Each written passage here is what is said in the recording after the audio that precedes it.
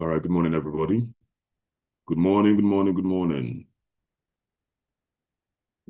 Good morning. If you can hear me loud and clear, type 22 on the comment section. If you can hear me loud and clear, type 22 on the comment section. All right, fantastic. We're going to start with prayers. I want to officially welcome you to a new day. God, if you're alive today and you are breathing, it means that your assignment on earth is still valid. And with that understanding, let's not trivialize the gift of life that God has given us. So let's, in this moment of reflection, let us bow.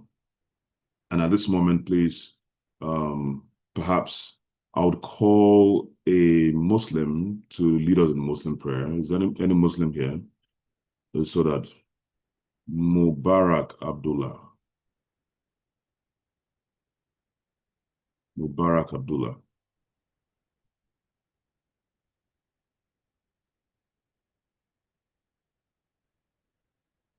All right, Mubarak, accept the unmute. Accept the unmute. Quick.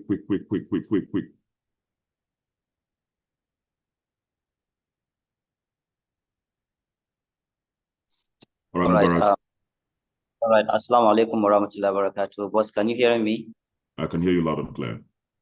All right. Allahumma salli ala Muhammad wa ala ali Muhammad kama sallaita ala Ibrahim wa ala ali Ibrahim bil alamin innaka Hamidum Majid. ربنا آتنا في الدنيا حسنة وفي الآخرة حسنة وقنا عذاب النار. نشهد أن لا إله إلا أنت نستغفرك ونتوب إليك. Boss, I'm done. You can take over. Thank you, boss, for giving me. Amen. All right, good. Anyone want to take us in Christian prayers?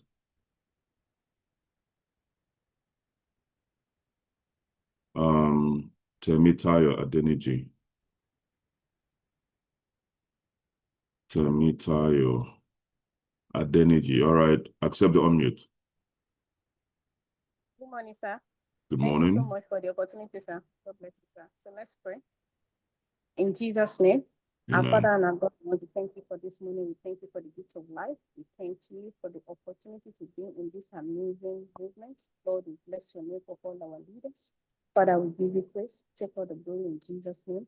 We are here again to learn so that we can move this movement forward, this liberation forward. Father, we ask that, Lord, you instruct us, oh God, and give us the grace to be able to practice all that we're going to hear in the name of Jesus. We ask for more grace for all our leaders to be able to lead us right in Jesus' name. At the end, oh God, that your name will be glorified. Thank you, blessed Redeemer. In Jesus' name we pray. Thank you so much, sir. Amen. All right. Well done. Okay. Just for reference purposes, when we call for prayers, it doesn't put any. I want to make this very clear because this is a big nation and some people are concerned, and I have to put this up. When we call for prayers, there is no, most of us know this, but some do not. We're not putting up any religion amongst. What I wanted to do was just to pray and let everybody pray amongst themselves. But then we're also being sensitive that some people will not feel sidelined. But let me say this.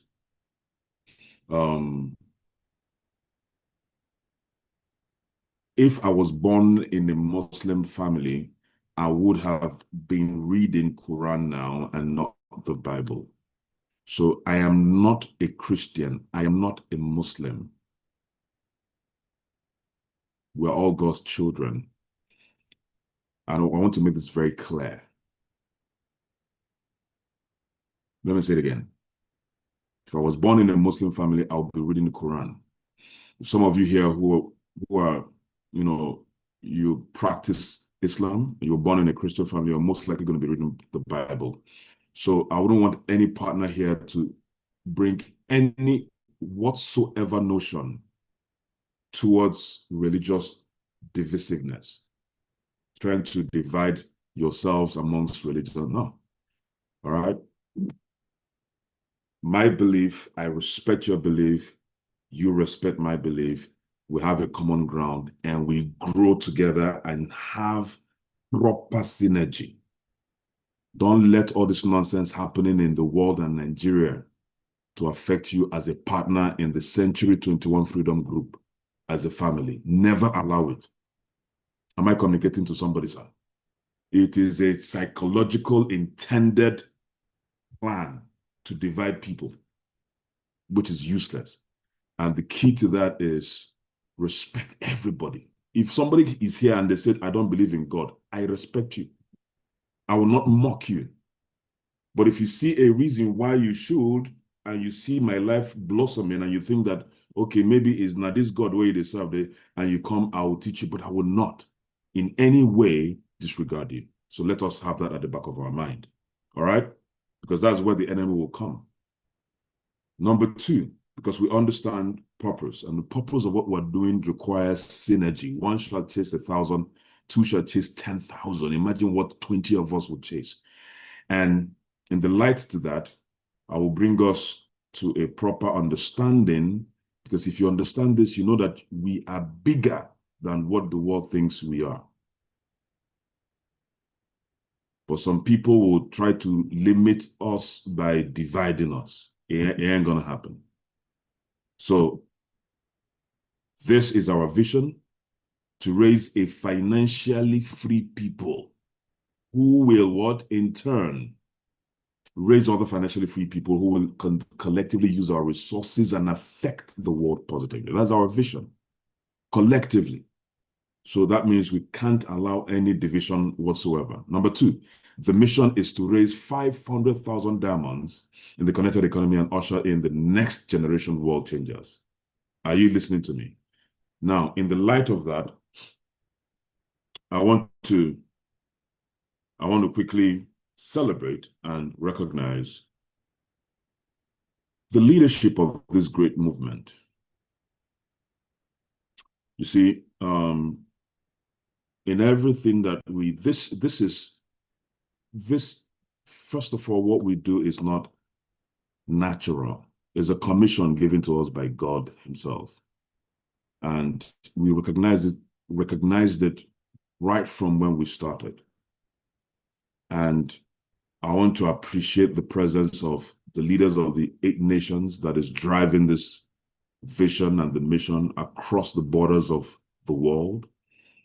I want to recognize, in no particular order, I want to recognize the presence of the G8 leaders, the Ambassador Dr. Victor Abalsin, the G8 leader of the Unstoppable Nation, Ambassador Kelechi Anodere, the G8 leader of the Champions Nation, Ambassador Vincent Mosu, the G8 leader of the Achievers Nation, Ambassador Ronke Koshemani, the G8 leader of the Wealth Creators Nation, and Ambassador Ifeanyi Sam Ozani, the G8 leader of the Legend Nation, and of course, Ambassador Dr. Elijah Mba, the G8 leader of the Star Nation, and my humble self, the G8 leader of the Vision Nation.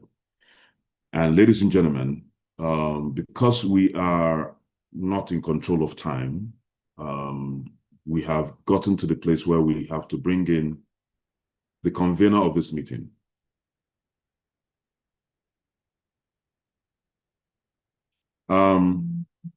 Please let us do the needful. This meeting is for Kingsmen and above. It's not just for emerging cell leaders. So if you have a Kingsman friend or downline or sideline who is not here, please let me give us 1 minute to go to remind them to log in. Some people, this is Monday, some people are out there prospecting, but this is more important than prospecting. Prospecting will give you prospects who will eventually become your partner. But if you're not knowledgeable on what we're doing, you will lose them eventually. So this is more important than any prospecting or training you're doing at the moment, please. The reason we're gathered here is for us to have a unified information, a unified direction of where we're going to. It is extremely important. And I'll have to say this with every fiber of humility. We are where we are today because of God's direction through one man who has disciplined himself to position himself to be used by God to direct us. But before I get to that level, please get your people, your friends, your downlines who are Kingsmen and above. Please, this meeting is not for active partners, the Kingsmen, ACLs, cell leaders and above. Please get them into this meeting. All right, let's do that quickly. We ought to have been up to 1,000 people in this platform. So it means some people are not here, and there's every possibility that they forgot. Please just give them a buzz, go to your chat groups. The ones you know personally, get them in. It's important. What we're discussing today is extremely important. Get them in quickly. All right, remind them, go to your Kingsmen group chats where everybody get back on board. All right, drag them in if you have to, call them if you have to, please, very important. And then let them come in. All right. Okay. So please, ladies and gentlemen, let's make this happen. It's extremely important. The idea is if we are to effectively meet up with our mission and effectively pull through our vision, then we must be of one accord. We must understand. And not in reported speech, but if we're here to understand by ourselves, it's easier for us to run with the vision. So some of us don't yet know how to explain properly to other people, so it's better you get your friends up here and let them be part of this meeting. Is extremely important. And things are happening in the world, and we cannot be blind to what we see every day. There are confusions. Some of you are here and sometimes things hit you. How do you handle it? Things like Diamond Project is a scam. I've heard that over and over and over again. If they say my network marketing is a scam, is a Ponzi scheme, stuff like that. All right. How do you handle such remarks when you're trying to build a business? It's tough, especially when Don Jazzy is not doing this business, especially when Davido is not doing the business. These are funky people that would have loved to, if they were doing the business, maybe Nas Boy is talking about Diamond Project. We're all happy.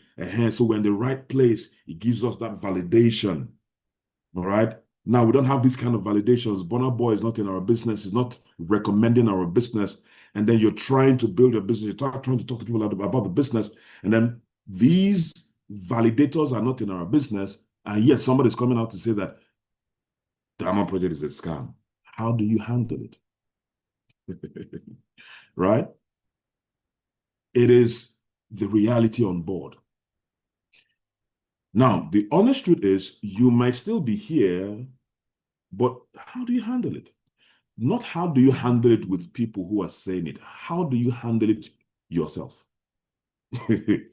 Because this can demoralize you if you don't know how to handle it. If you don't even know what we are doing, it will demoralize you, and you begin to wonder, there's a scam going on somewhere that these people are not telling us. So you begin to think in that direction.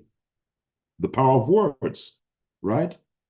So the need for you to understand exactly what we're doing is extremely important at such a time as this. But there's one thing I'm going to tell you. A vision does not speak at the beginning, but it surely will speak at the end. When you carry a vision, people will not understand. In fact, some of them have sworn that they will never understand till death, till they die. Some people will begin to understand your vision when you're no more. So I don't expect some people to understand. Can I shock you? My friend went to same secondary school, told him about this business, and guess what?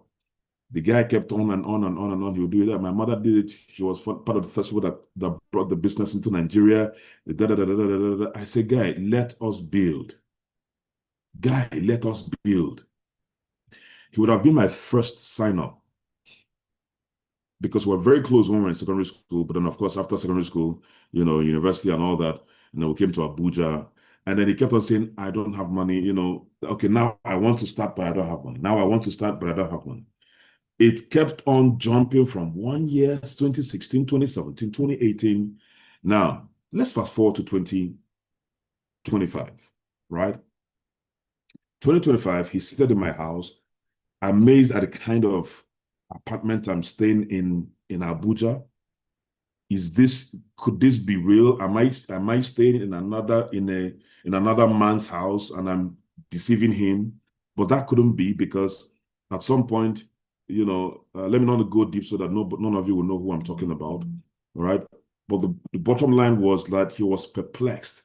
First time he would ever come to my house, because of my mom's demise. And he was seated there looking at me, and he couldn't get himself together. And he was like, okay, do you know what? That now he thinks he might be ready to do this business. That then, he didn't, then when I was talking about this business, so honestly, he didn't have the money. That he was thinking of, accommodation and all that, fees, everything. Was that really the reason? Because I had accommodation issues.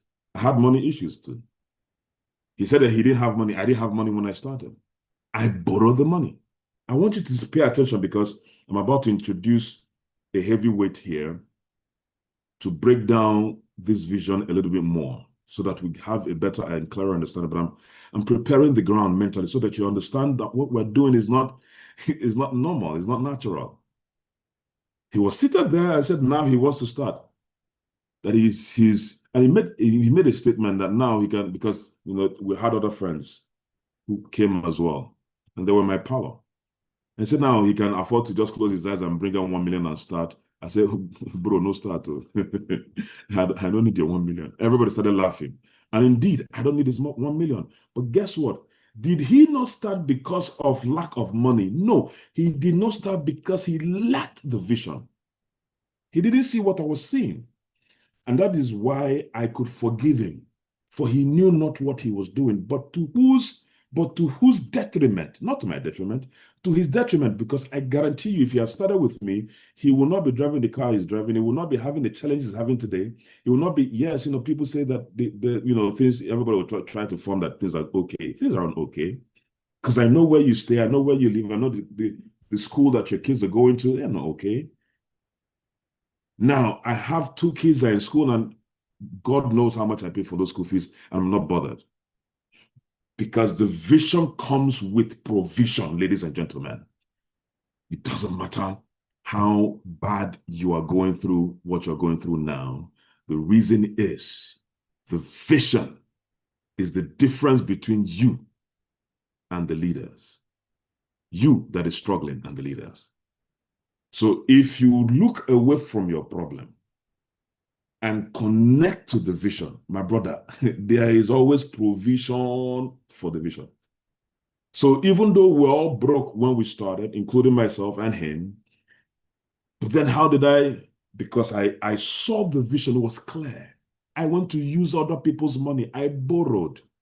Then along the line, the provision started coming in, even though I didn't know how, but it started coming in. And look at where we are today. Now, on this premise, I want you to prepare yourself.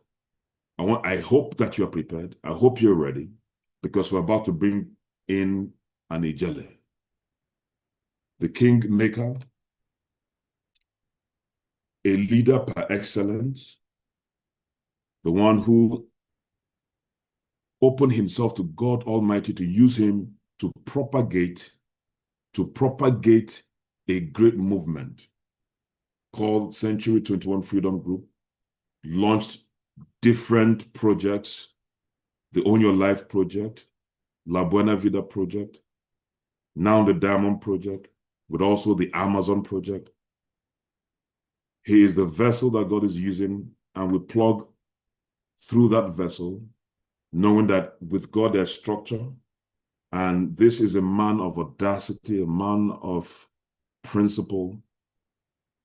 Ladies and gentlemen, help me to welcome and bring upstage your leader, my leader, the entrepreneur mentor, the leader of all leaders, the head over the movement called Diamond Project. Help me to welcome the Honorable Dr. Ambassador Michael Okoli, the entrepreneur mentor. Boss, the floor is yours. Minds are ready to receive. Are you here? Thank you. Thank you for a generous welcome and introduction. Please confirm you can hear me and you can see me. Confirm you can hear me and you can see me.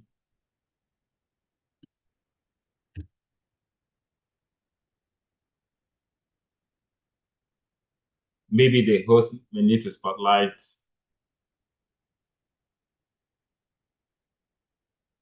You are spotlighted now. Okay, you just tuned off. The video went off now. Your video went off.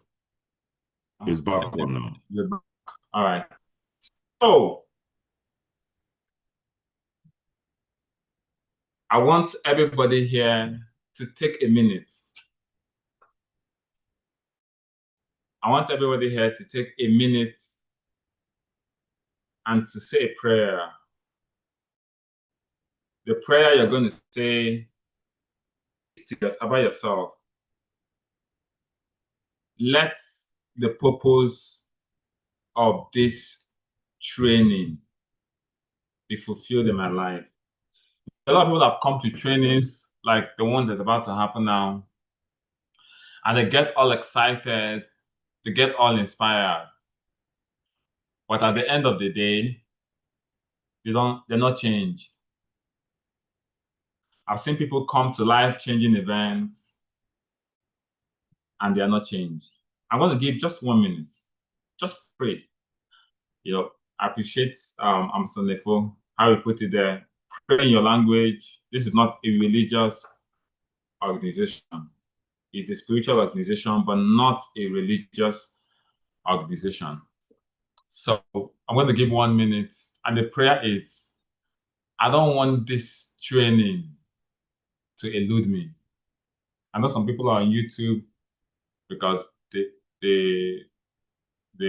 this Zoom room can only take 1,000 people.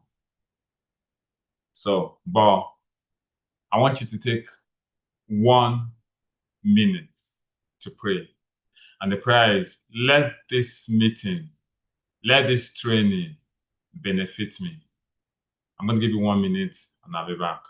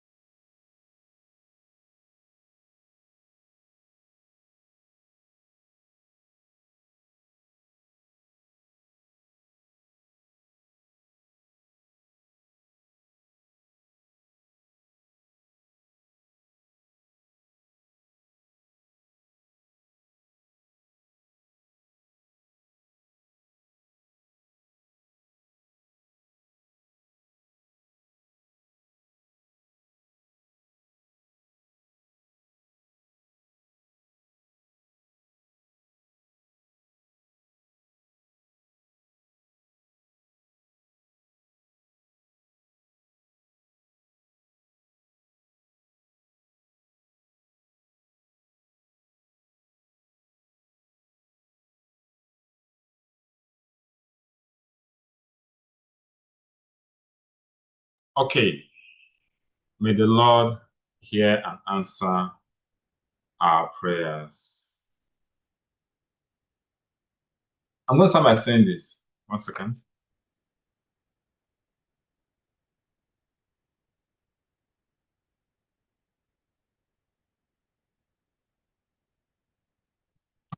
I'm going to start by saying this.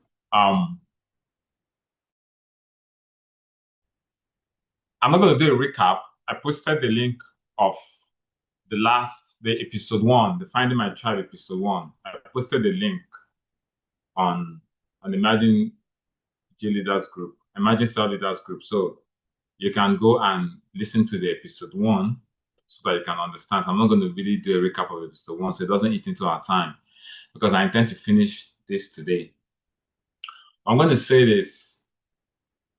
The purpose of living is not to be alive. Let me put it this way. The purpose of living is not to be alive. The purpose of living is to bet something or sustain something in the interplay of life. And because people don't understand this, and that's why I asked for a moment of prayer, so that you don't just come and go through this training and 20 years later, 25 years later, you will come across what I'm saying now and you'll be asking, oh God, why was this not told me 20 years ago? Why didn't I discover this 30 years ago? And if God cared to answer, He will tell you on the 22nd of September,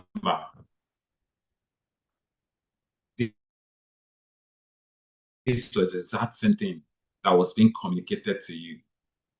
But because you are distracted, some people, as this meeting is going on, they're logged in the meeting, but they are distracted. What they are distracted doing has no relevance. And because they are distracted, they are not about to learn what will change not just their business, but their lives. Some people are supposed to be here, but they are not here. There's some people that they're not doing anything, they are kingsmen, but they're not in this meeting. Right? Some people are engaged in something, but once in a while, certain realities dawn on you that change the trajectory of your life forever. Certain realities dawn on you. And when that reality dawns on you, it alters the course of your life for good. For most of us, those realities are going to be done on us today. For some of us, it might be in the next 5 years. For some of us, it might be in the next 10 years. For some of us, it might be in the next 20 years. For some of us, we might leave this earth and the reality never dawned. I'm going to say this. I started in the episode 1, I said, the purpose of life is to birth and to all sustain a tribe. The purpose of life is not living. Some people, they are alive just to be alive. I'm alive just so I can survive and be alive. That is not the reason why you're alive. I told you, God created man. He didn't tell him to tend the garden so that he can survive. No. Everything that man needed to survive was already in him. He was not meant to go and work and toil so as to survive, because the purpose of creation of man was not to live. It was to birth or sustain the tribe. That was why every food was there. Even though he was put in the garden to tend the garden, the purpose of him being put in the garden is not to plant and reap, sow and reap. No. The purpose of him was to make sure the garden is run. Make sure that the earth is run in a particular way. It was after man fell that the earth was cursed for the sake of man. Otherwise, you don't need to plant mango. Mango should just know that it will just grow. Things should just happen naturally. But because of that fall, man now lives to survive rather than living to tend the garden. Man is not living to want to survive. That I said that they will come to the end of the and they've attained everything. When it comes close to most of these people, they are not happy. And you were asking, one day I was asking, that was several years ago, when they said Britney Spears was suicidal. I'm like, why are you suicidal? Michael Jackson was suicidal. Michael Jackson, why are you suicidal? Recently, one of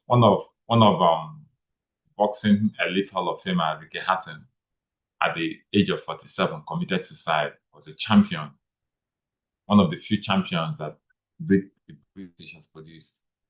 Why are you suicidal?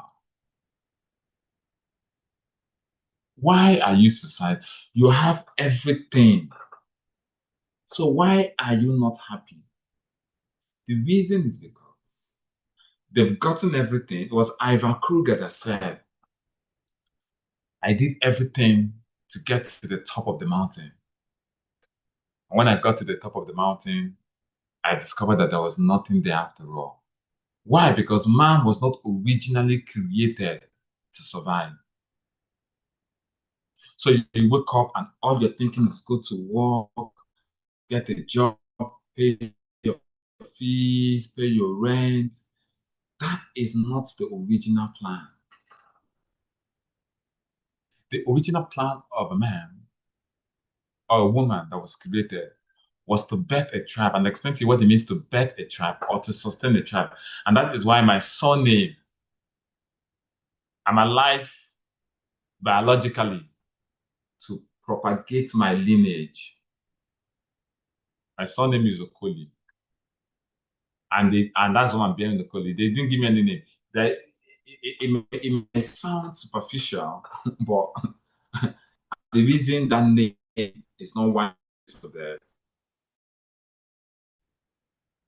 what is it about the name that I must procreate to extend the lifespan of that name? What is it about the name? It's because, like I told you guys, where life is an interplay. Everywhere they come plays their role and exists the same. You hand over the baton, it's like a relay race, hand over the baton to the other person. And that's why I said that, you see, let me bring it down so you understand. I am eating food. The reason I'm eating food is not because I want the nutrients to nourish my intestines. Will the nutrients nourish my body? Yes, it will nourish my body. But that's not the purpose of food. The purpose was created is so that I can have the energy to live out life.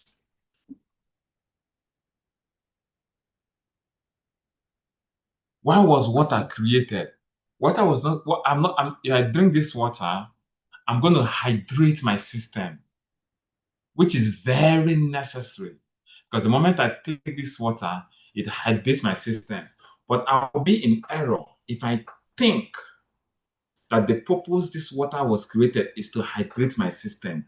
If there was no system in the first place, there would be no water. So the purpose this water is created is, even though it's going to hydrate me, the reason is so that I can become healthy and I can talk to you. I can become healthy so I can achieve the purpose why it's created. That is why water is created. So I can take my bath, not that I can become clean. Even though when I take my bath, I become clean. But the ultimate purpose of water is not for me to bathe with it and become clean. It's so that I can come out and go to work. Because if I did not take my bath, I will not be, if I didn't freshen up and take my bath, I will not be comfortable to even have this meeting. And if I've not taken my bath for 3, 4, if I didn't take my bath for the past 1 week, I won't even come here. So the purpose of water, amongst other things, not just for me to freshen up, is for me to be able to achieve my life assignments. So the purpose of life is not to live and to survive. It's for you to be, you see, it's for you to be able to achieve a purpose. Let me break it down further. This is a phone. And through the instrumentality of this phone or a laptop, I am communicating to you. Now, the question is, imagine a life without internet. Imagine a life without a phone. Imagine a life without a laptop. Imagine a life without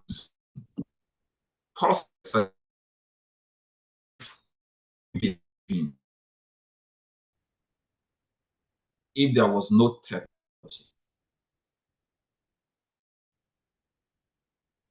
I want you to understand something. Life is a relay race. I'm talking to you comfortably from my office, and we're reaching over thousands of people. Why? Because somebody played their part effectively.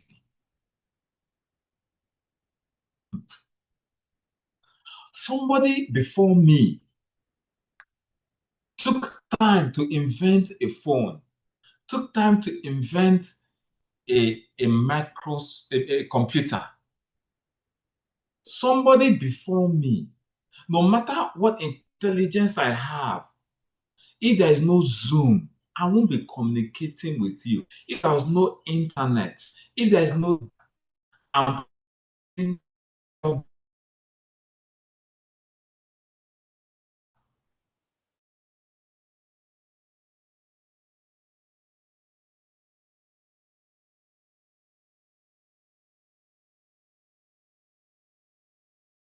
to understand the various architects that brought us to where we are today. That is what life is all about. So everybody comes to play their part. And once you play your part, you leave the scene. When another person comes, play their part, they leave the scene. Imagine I want to go to Lagos, I want to go to Benin, I'll have to ride on a camel. Somebody will say, but in the olden days, they didn't ride on camels. Yes, they rode on camels. But they rode on camels so that they should be able to play their part to bring us in a civilization where I can board a flight and in 1 hour I am where I am. It makes the quality of life better for everybody. You on earth to improve the quality of life, not just for your generation, for the next generation. This you must understand. That is only when your life has meaning.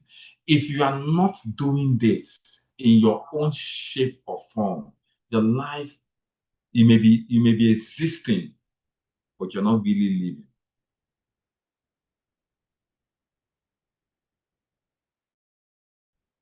You may be breathing oxygen, but at the end of your life, did you really live? Not really, because the part you're supposed to play on earth, you didn't play it.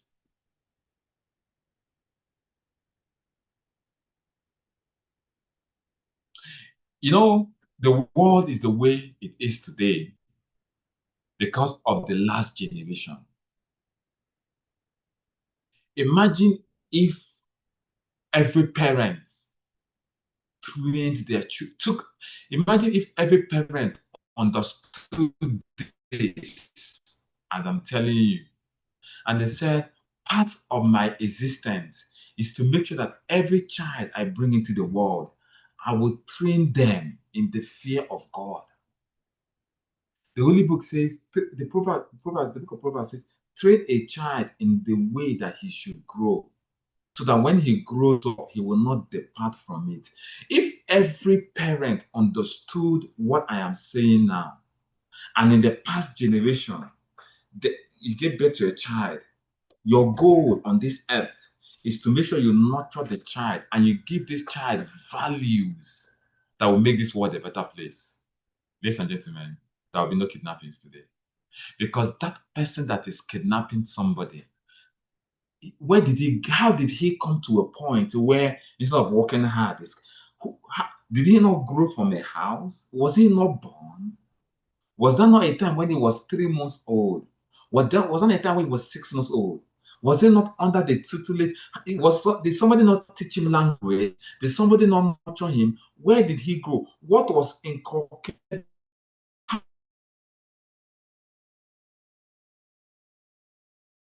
And demand.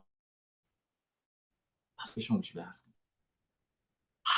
How did that boy grow to the extent where there no parents, where there no guidance, where there no systems? I'm not saying that there will be people that despite everything they will not look up. They will be so minimal that they cannot form a quorum to affect anything.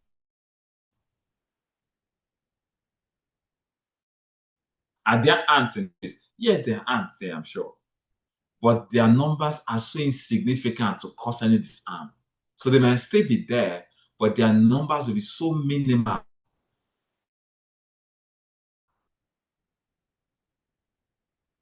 How did corruption come? How are we talking about corruption?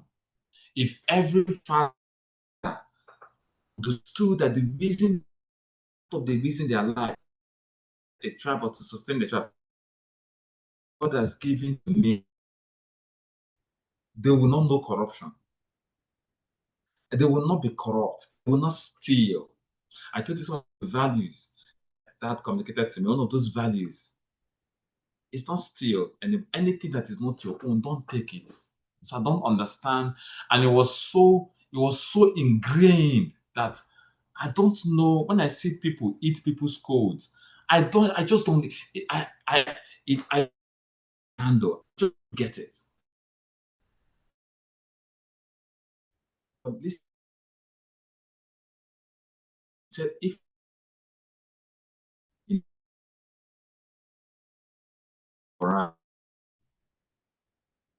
likely, maybe not 100%, but maybe 97% of the chance is that he'll be reading the Quran.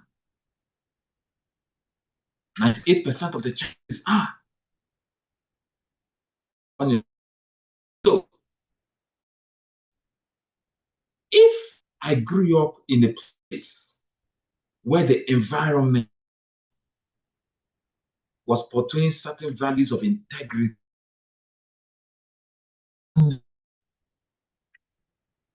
the first day you go and you steal somebody's pencil, they will flow so well. As if they say, what is it you stole? Stealing is wrong. Oh, is wrong. There are 97% chances that the bandits on our streets will not be bandits. That is, it's important to understand a tribe or sustaining a tribe. And that is why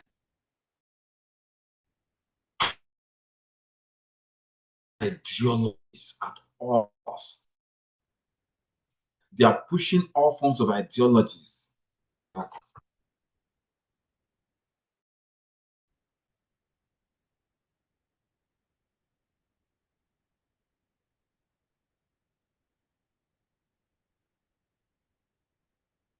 Time will fail me to tell you the extent to which people are pushing ideologies. I'm going to say this. There are different kinds of tribes in the world. There are different kinds of, if you use the ethnic tribe, is just a similitude of what I'm talking about. We are not an ethnic tribe. That's why we have Muslims here. We have Christians here. I'm not sure how people that don't believe in God here. I doubt. But we have all kinds of religion here. We have white garment churches here. We have all kinds of religion here. But we still form a tribe. Because a tribe is defined by their language, their character, and their identity.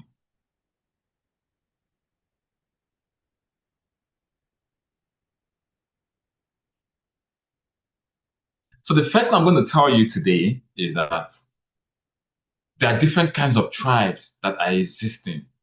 Because this training is how do I find my tribe? There are different kinds of tribes that are existing. So your goal is not, you see, your goal is to play your part. My assignment is not to stop kidnappings and killing. My assignment is not to stop corruption. No, that's not my assignment. My assignment is to raise my tribe.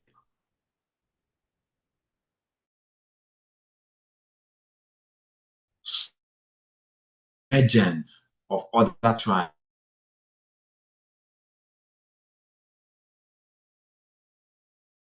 Stop the emergence of other tribes. So my assignment is, what is my tribe? And how do I find my tribe? And how do I raise my tribe in the midst of other tribes?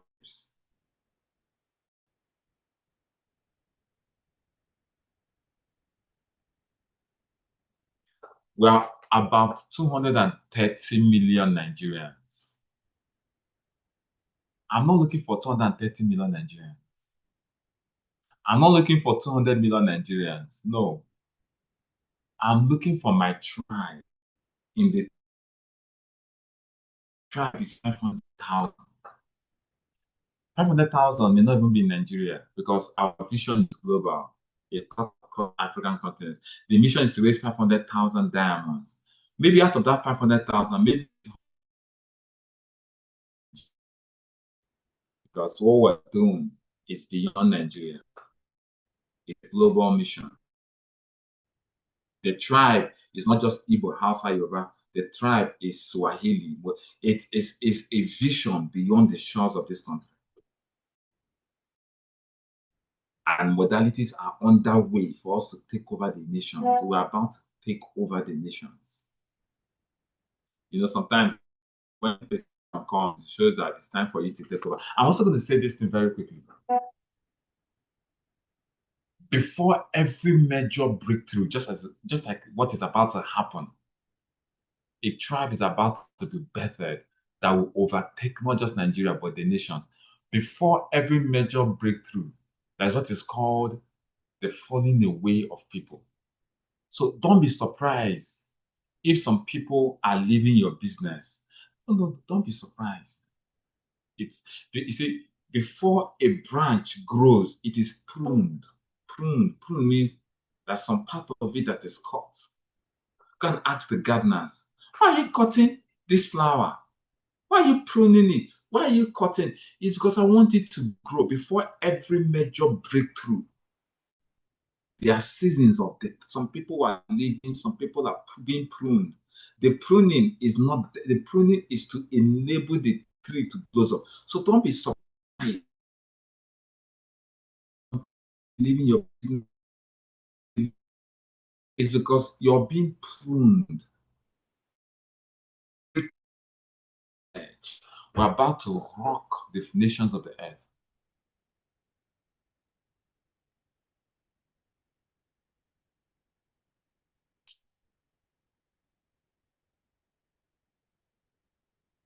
And that's why our business is not all about, we don't need to, even in the business that we do, they need to connect 20,000 people. Check it. No matter how many accounts you have in a business, how many leaders do you not actually need? You don't need the whole world. So you're not looking for the whole world. Looking for the few people. Every civilization started with a few people. You're looking for the millions of them.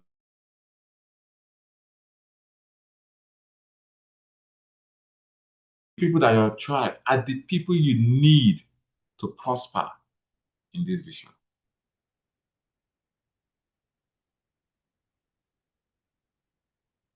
So don't be surprised if some people are going away. If they left you, they left because they were originally not part of our tribe. I told you guys in the previous episode, there's a difference between spectators and players. The most important people are the players, not really the spectators. The spectators come and go. A spectator can come in, chew popcorn in the middle of the game. He can decide to go. Another, if you watch stadium, you see people coming and going. It doesn't affect the outcome of the game. What affects the outcome of the game are the players. And that is why right now, we are looking to find our tribe. In getting our tribe, we'll drag a lot of spectators in. It does not mean that not you drag a lot of spectators in, you're going to bring a lot of people in. All comers will come because they too, they join in the whole, they are paraphernalias of success. So they are part of it. Without the spectators, the players won't enjoy the game. But the spectators have no bearing when the real trophy is decided. The players have no hand in it. Sorry, the spectators have no hand in it. But the spectators are needed to ginger the players. When the goal is scored, the crowd, the cheers and everything, they are all paraphernalias of the success. But when Premier League table is counted, the spectators have no hand. It's the players that decide what happens or what does not happen. So in as much as we welcome spectators, but in your mind, you need to begin to look for your tribe.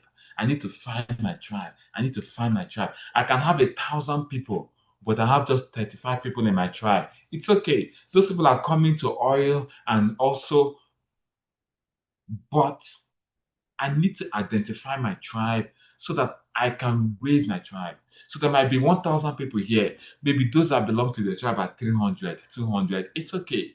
We're not going to chase other people away because we still need their code. We still need everything. We still need even the serpents. We still need them. Even the people that will tell you no. All of these things, we need it. But more especially, what you need to look for is your tribe. If I have people here, tribe. Don't chase everybody away, but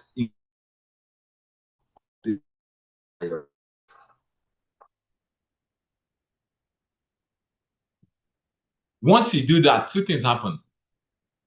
Once you do that, confirm you can hear me.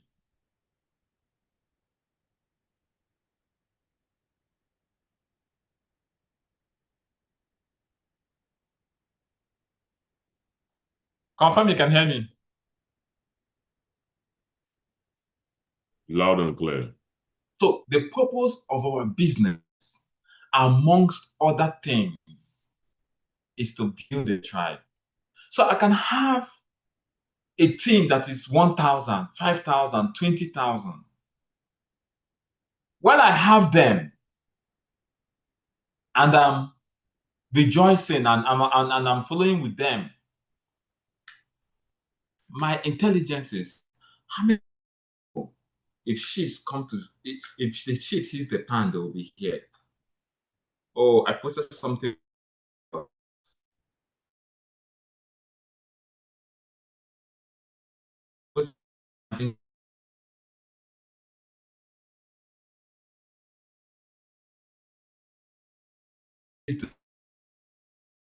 Our tribe, because like I told you in the last episode, your tribe are people that stay.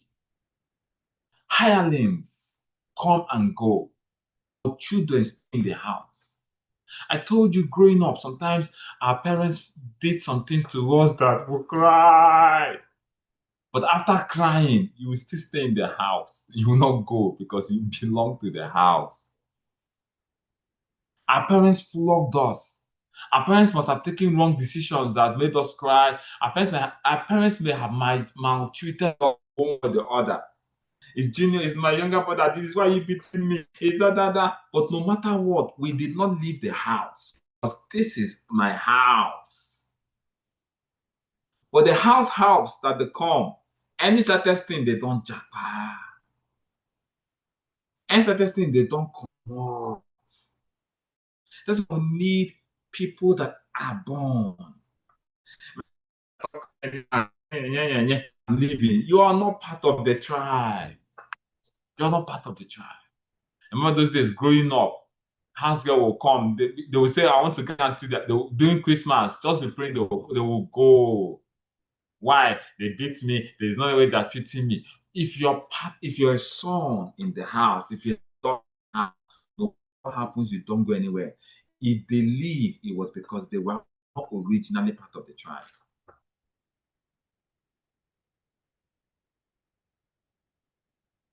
So the purpose of our business is not just primarily to make money. Are we going to make money in our business? Yes. It's not even primarily to grow a team. Are we going to grow a team in our business? Yes. It's not primarily to have offices. Are we going to have offices? Yes. All those things are the processes. The purpose of our business is to raise a tribe. When all is said and done, I have raised a tribe.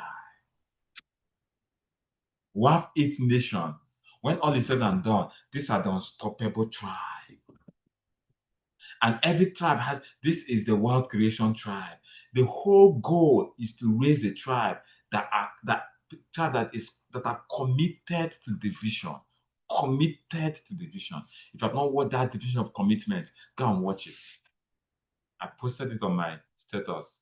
Go and check it there. I'm not sure. I don't know whether it's still there because it's 24 hours. That is the definition of a tribe. So, in as much as I want to make money, yes. I want to build a team, yes. If I'm not raising a tribe, it's like the food I ate 7 years has no purpose there. So we must be careful to be intentionally building. You've been in the business for 3 years. How many tribes have you with? How many people that you know that if push comes to shove, they stick to this business, they stick to you? If you check and there's no, and all you have are hirelings, you may have been wasting your time. You need to build a tribe. You need to build it. Oh God. You see, don't waste your time running this business for money. If money is part of the paraphernalia, you're going to make money. You know the business, you can make money, you're going to make money, you're going to earn a living. But you're not living to earn a living. You're not alive to earn a living. You're not allowed to earn a living. Even the birds of the air, the fowls of the field. Have you ever seen a cockroach that died and it says hunger that killed this cockroach? Cockroach. Cockroach does not have bank accounts. Have you seen a rat that died? They say it's hunger that killed that rat. Rat that does not have investments. Rat that does not have DTC. Yet your heavenly God keeps them alive. They said, are 2 sparrows, 2 birds not sold for a penny, yet not one of them falls to the ground. He said, don't be seeking to survive. Your life is more than survival. Don't come to this world and all you're doing is to earn a living. No lizard has died of hunger. I told you when man was created, man was not created for ants to eat. No. No lizard has died of hunger. Nobody. This is a lizard. How much more you? Don't come here so you can survive to eat. Your life has deeper meaning than that. So you're running this business. You're not doing it because you want to make money. Money you're going to make, food you're going to eat, water you're going to drink. I'm going to drink water soon. It's not a problem. You're going to drink water, you're going to eat food. But that's not the essence of your life. Because if you leave this as the essence of your life, you will come to the end of your life and you discover your life was wasted. That's what I'm trying to say. That's what I'm trying to say. So, in this business, primarily to make money. That's why most of us that are building this business, go and check your DTC and check the money you're spending. Discover that God supplies your needs, not according to your DTC center, according to his riches and glory.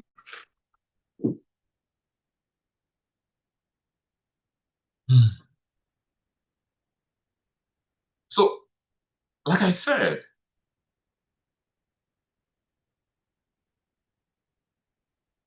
if at the end of you've done business for 7 years, and you cannot say, look at the people. That's why the vision is to raise. Look at the people I've raised. I've raised people. I've raised this person. I've raised this person. I've raised this person. If that is not the cohort of your thinking, if that is not the mindset to which you're running this business, okay, you're a spectator. You're not a player. I want a holy anger to speak in the every man. Sell it and I've made money, but who have I raised? Who can I say I've raised that is financially free? Who have I raised? Who have I built? At which tribe? Who is like me here? If I don't come to, if tomorrow they look for me and they don't see me, who will carry on my business? Who will carry on my genealogy? Who will carry on my business? Who will carry on my team? If I'm in this, who will stand in the gap? Some of us here, if mistakenly something happens to me, nobody. How many people can take? How many people can stand in the gap? How many people can I assign an assignment and say, let me go and sleep? I have raised the tribe. If you're not raising tribe, you're wasting your time. That's why we have raised people that quit. They now are not committed. All doing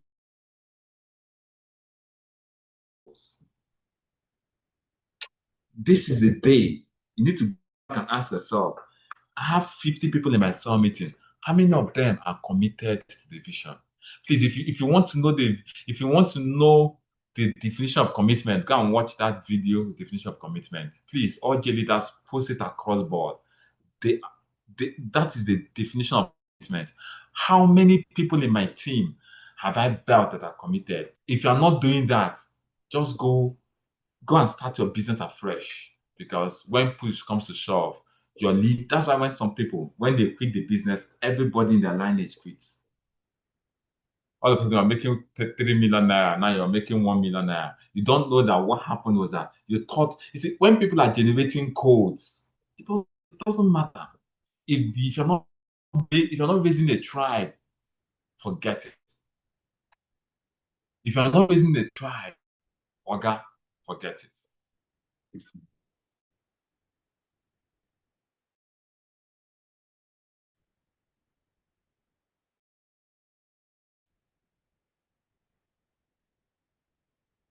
As I journey this training, in the course of raising a tribe, there are certain questions you might ask to me. Tribe, the financially wise decisions. That integrity of the tribe that you're taking. I'm talking to leaders. There are certain decisions you might take that might cost you some money. But in as much as it costs you some money, it preserves the integrity of the tribe that you're raising. Let me put it this way. The integrity of your tribe is more important than financial gain.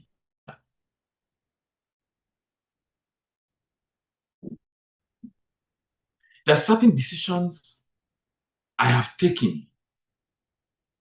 When I look back, I say, oh, these decisions may have cost some money, may have caused some loss, may have caused some people to quit.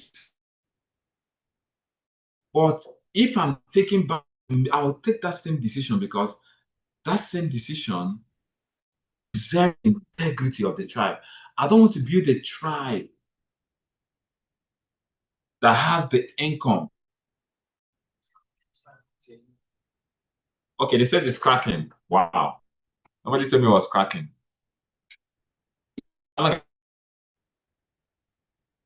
Wow.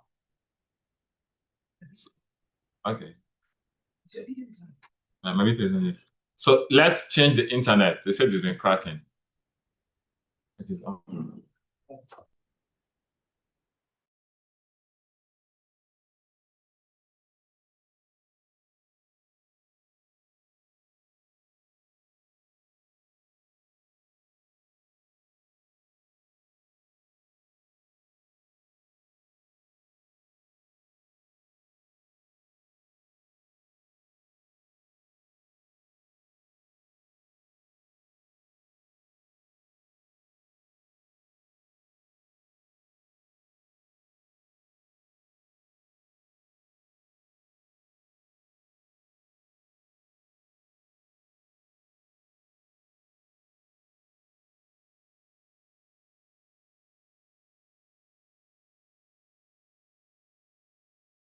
So how long has it been cracking? Okay. So is it better now? Please confirm that it's better now. Yeah, better. Okay, please, if it's cracking again, let me know so that we can because these things are very vital information. So I said, let me rewind a little bit. I said the purpose of the business is not just to make money, but to raise a tribe that are financially free. That's the purpose of the business. So if you're running a business and you're not raising a tribe of financially free people,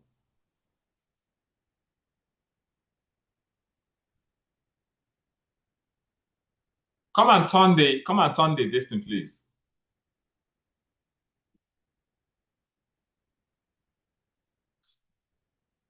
Sorry. The technical person just okay. All right. So if you're running the business and they are not raising, just like I said, the purpose of food and water is not to nourish your body, but to give you strength to do the work of the day. The same way, the purpose of running the business is not just to make money, but to raise a tribe, to raise committed people, people that are committed to the vision. So if you go back and you look at your team and you have 200 people in your team, and you cannot say, in the past 6 months, 2 years, 1 year, I've raised this person, I've raised this person, I've raised this person, then there's a problem. And I'm going to say this, and I'm talking to all the G leaders. We are the precipice of a revolution. Listen to me very carefully. I'm talking to all the G leaders and all the cell leaders. We are the precipice of a revolution. But I'm talking to you. We are the precipice at the threshold of a revolution. We need to go back and intentionally begin to raise people.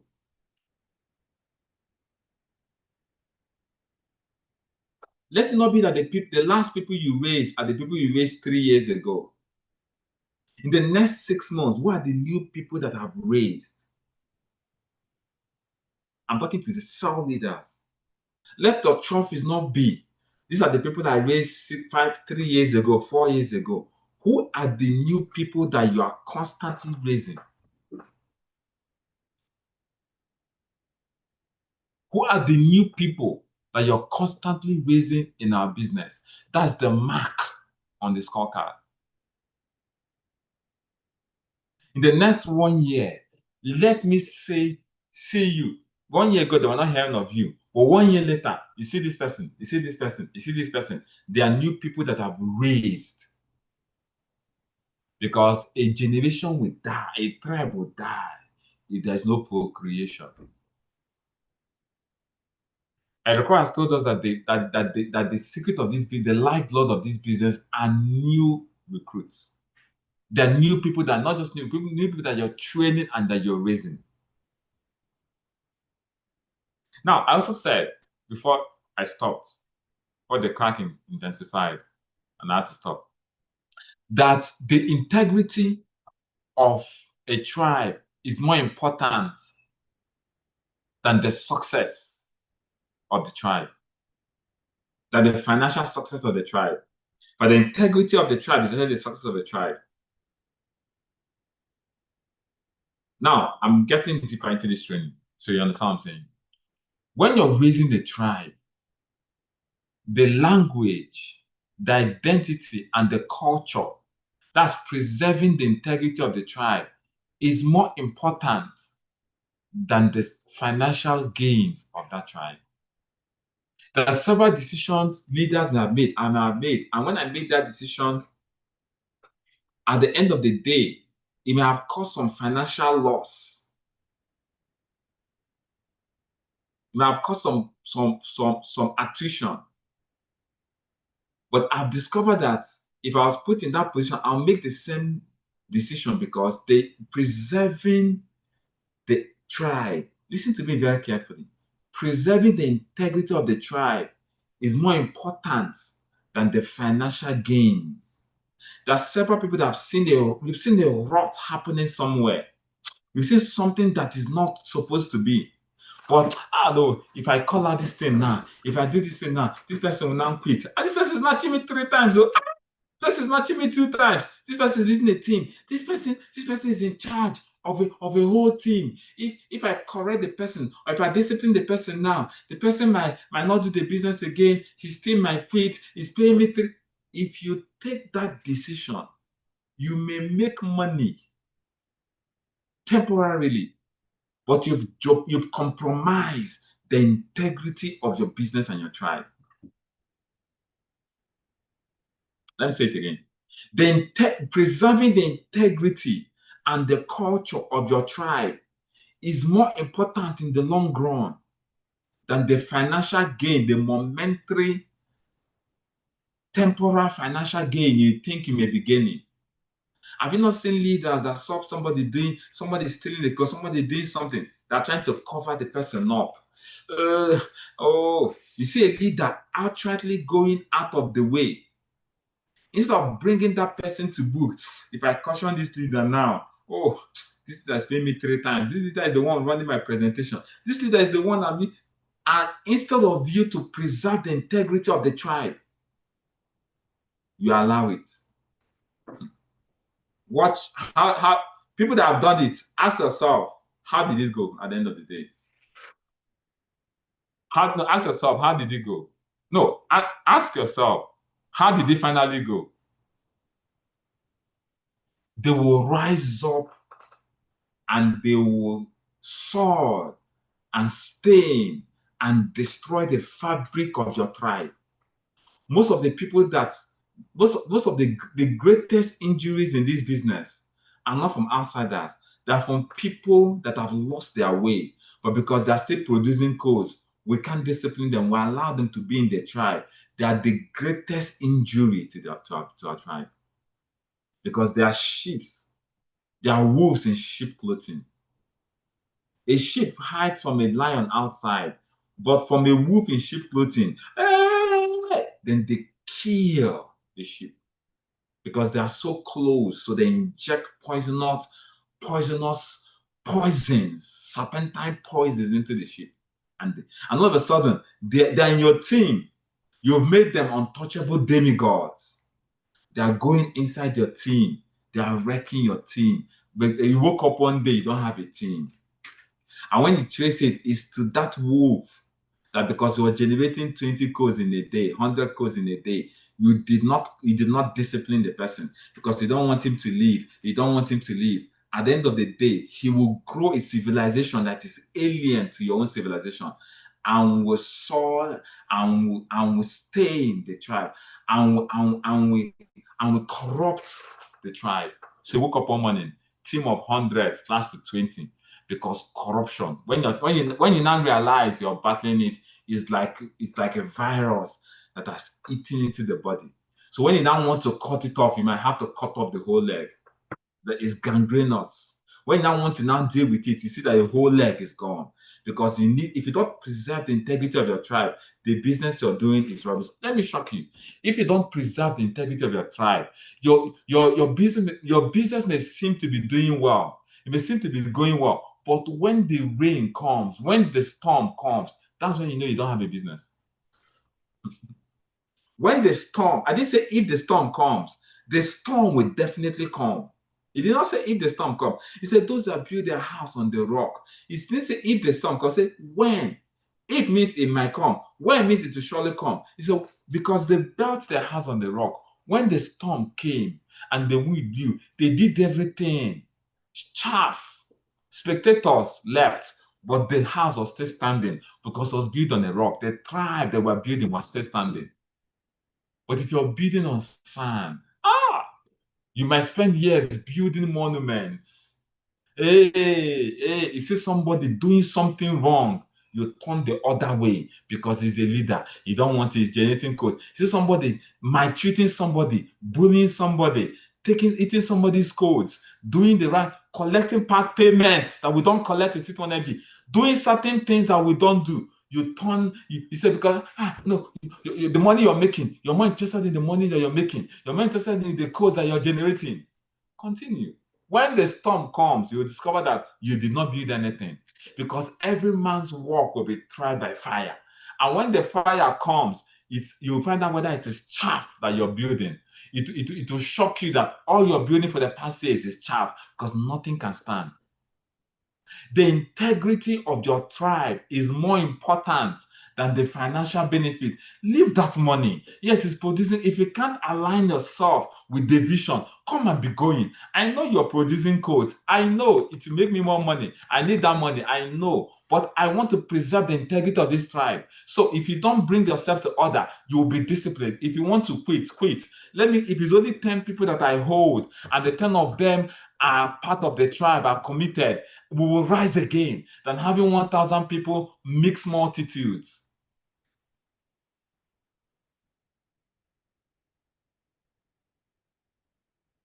What we're building, by January will be 10 years in this thing. We're not here by happenstance. People will come, people will go. Build your tribe. Maintain the integrity. I'm going to talk about the culture of the tribe. The culture of the tribe.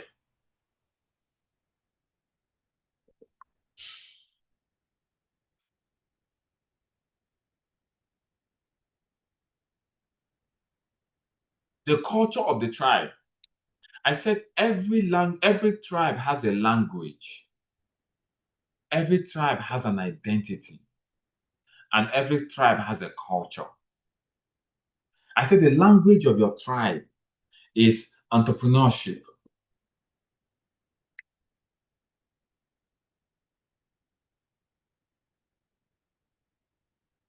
The language of your tribe, of our tribe, is entrepreneurship. People talking about entrepreneurship. People talking about passive income. I talked about it in the previous episode. People talk about leverage income. If you're talking about leverage income, passive income, that's the language that I speak. Talk about entrepreneurship. Even though I may be working in a job, but I want to start my own something by the side. I want to have other sources of income. That's our tribe. You may for now be working in a bank, but you want to be an entrepreneur, you want to start something, you want to have other sources of income. That's our tribe. We're talking about leverage income. How can I leverage? How can I have passive income? That's our tribe. How can I become financially free? Those are the language that people of our tribe speak. So if you see somebody talking, I can't get a job, can't get a job, all these words, I can't get a job, the one that person is not speaking the language of your tribe. This thing you're doing, this thing, what can't get a real job, And there are people in our midst. There are people in our midst that are speaking a foreign language. So you're not gonna do this, so you're not gonna do this, can't get a job, this thing you're doing, you think this thing can't get a job, can't look for a job, get your CV, let me help you get a job. And yet they're in our midst. They're speaking a foreign language. I'm not against you having a job. We have a lot of part-timers that are having a job and still doing this business. You mustn't do this business full-time. We have the spare timers. We have the part-timers, we have the full-timers. Only a percentage are doing it full-time. If you have a job, please continue your job and be doing this business as a side income. That's not a problem. But the language has to be clear. Yes, I'm doing this thing part-time. I still have a job. I pray to God, but one day I might raise money from this business, start my own business. You must be entrepreneurship. If somebody is speaking the foreign language in your business, you need to support that person and correct the person with love. No, sorry, this is not what we're doing here. I'm not saying you cannot do another job. I'm not saying you cannot work in a bank, but we're speaking of entrepreneurship. We're speaking of passive income. Your job cannot give you passive income. This business can give you passive income. We're talking about leverage income. Your job cannot give you leverage income. You might do, okay, I worked in the bank. I didn't get any leverage income. The day I stopped working, the day I resigned, that's the last day they paid me money. That's the last day they paid me money. But I started working this business in 2-3 years.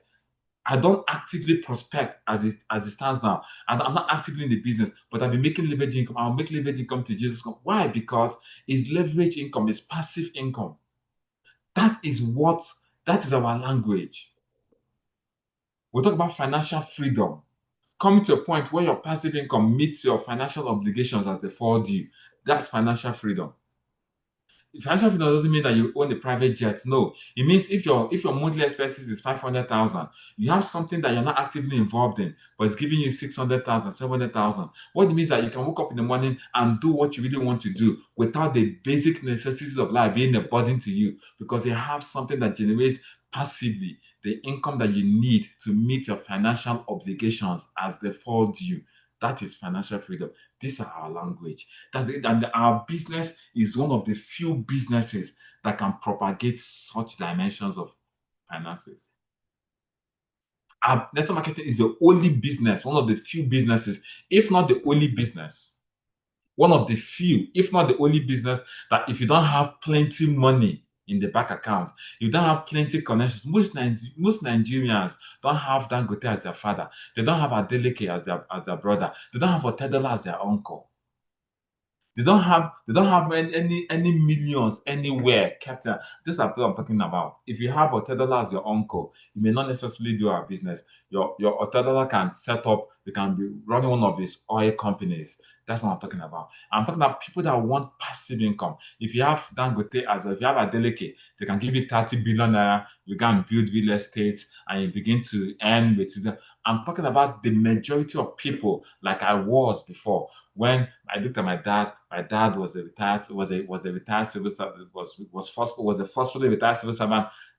My mom was a school teacher, my uncles, everybody was on their own. And I'm like, I want to earn residual income. I want to earn passive income. I want to earn leverage income. I was working in a bank. Yes, I was making income, but the day I stopped working, money stops coming. I'm working hard, but working hard is still active income. I don't want to be lazy, but I don't want to work the rest of my life. And the day I stop working, I will stop earning. I don't want that. I want to be ready to put my life into something. So years after I stop, even if I put it for 10 years, after 10 years, I can relax and I have passive income. But I don't have a lot of money. I don't have a lot of connections. And I'm just an average Nigerian guy trying to survive. Network marketing came to my rescue. Network marketing is that business that can come to anybody's rescue if they are willing and they're ready to do it.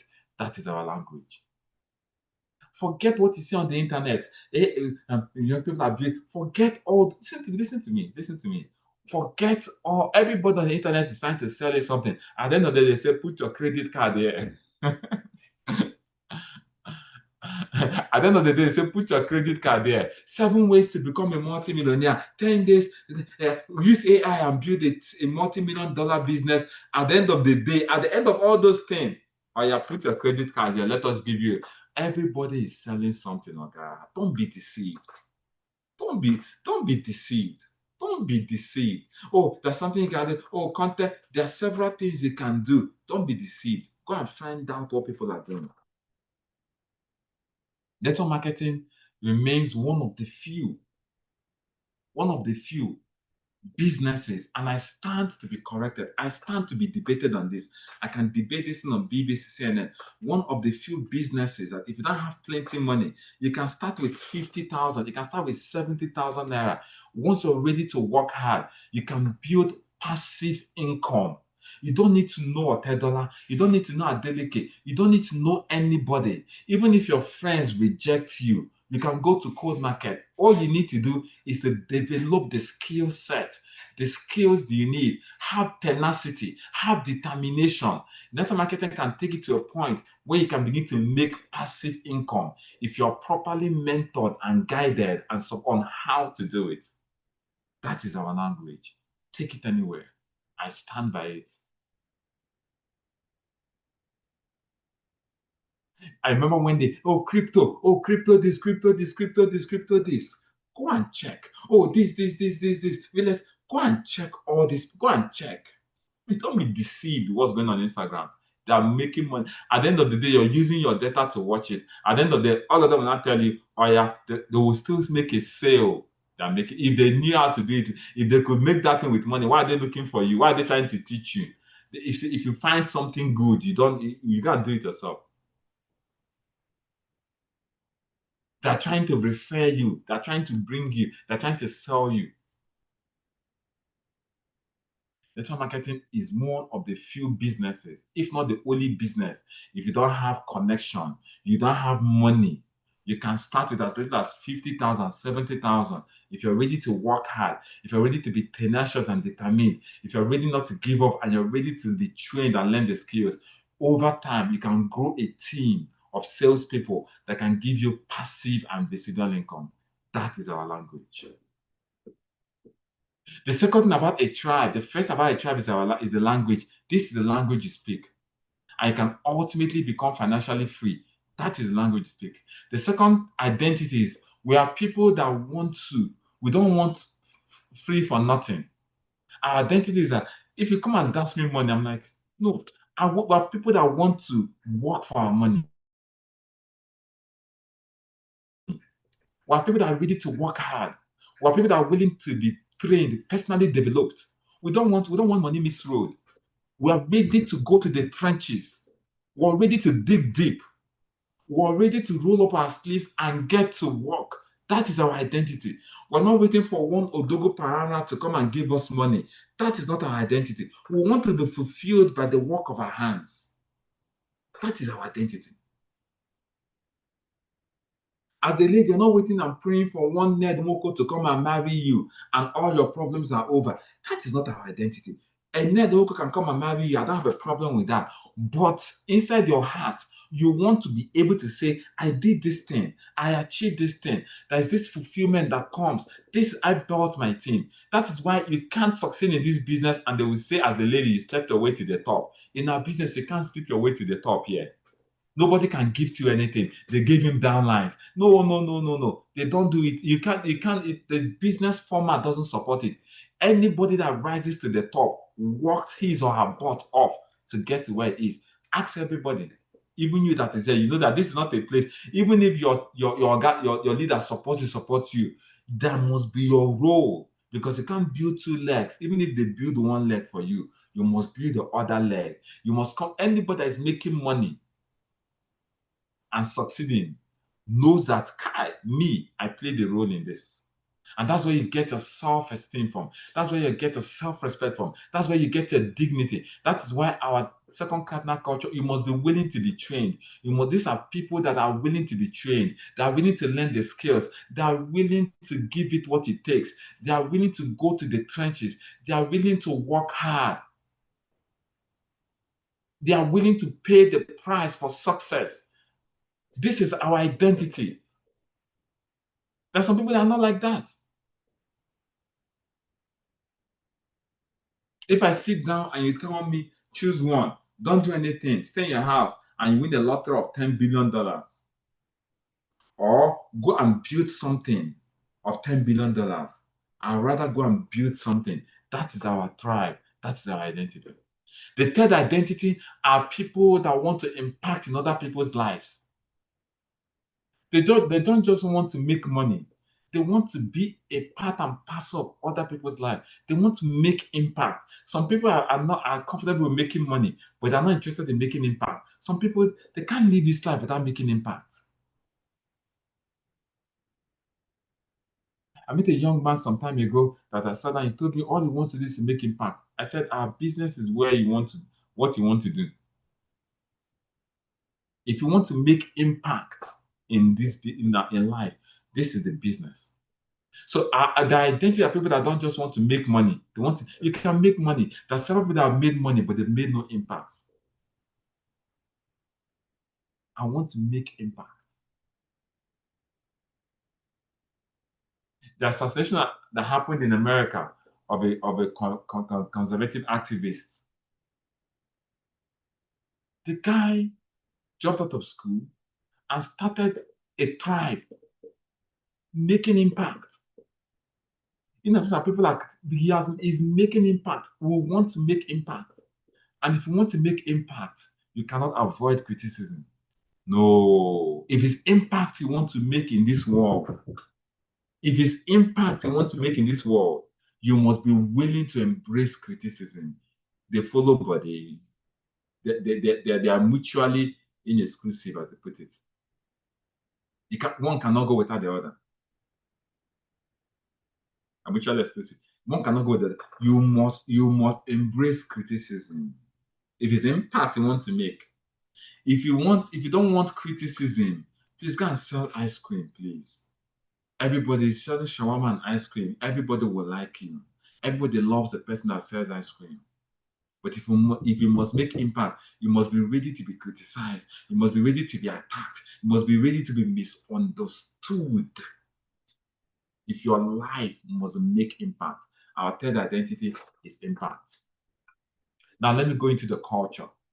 Then I talk about how to find our tribe, and we'll call it today. I'll talk about the language. I'll talk about the identity. Now let me talk about the culture. Are you ready for the culture? If you're ready for the culture, go to the chat and say, I'm ready to learn our culture. Go and say, I'm ready. Go to the chat box, type it, I'm ready.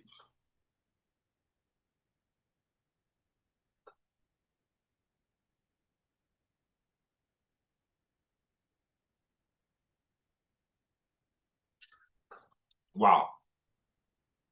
The culture of the Diamond Tribe. Of course, the name of our tribe is Diamond Tribe. I mean, we all know it's the Diamond Tribe. What is the culture of the tribe that we're trying to build? What is the culture? Every tribe has a language, has an identity, and has a culture. I'm going to tell you something. The language is easily learned.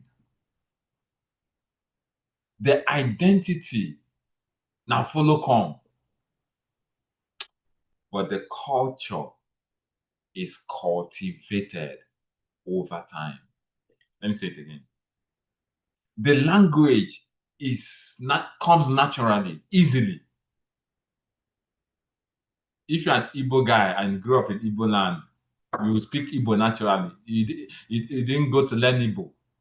You can go and learn Hausa, but Igbo, it's as if your vocal cords came with it almost naturally. We didn't really learn our language. No, we didn't really learn it. The identity is your structure, your format. That's how you came. But the culture must be cultivated over time. The culture is not something that comes alongside of each other. The culture is something that must be cultivated. Let me give an example. They said Yoruba people, they are respectful people. If you see a Yoruba person, if you see an elder, he genuflects. That Yoruba child was taught, and he cultivated that culture over time.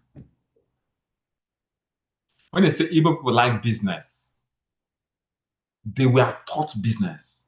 So cultures are things that are taught.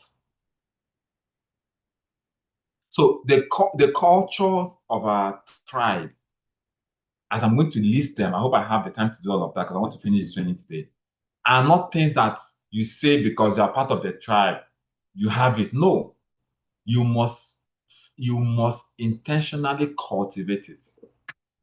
And why I'm saying this is because I'm going to show us how to find our tribe so that you know when you find the tribe. You find the tribe. Listen to me. You don't find the tribe necessarily by the culture. Listen to me carefully. You find your tribe by the language and by the identity, not necessarily by the culture. You teach the culture to the tribe. When you're raising a child, you raise the child in the culture that you want them to grow. So these cultures are not necessarily follow come.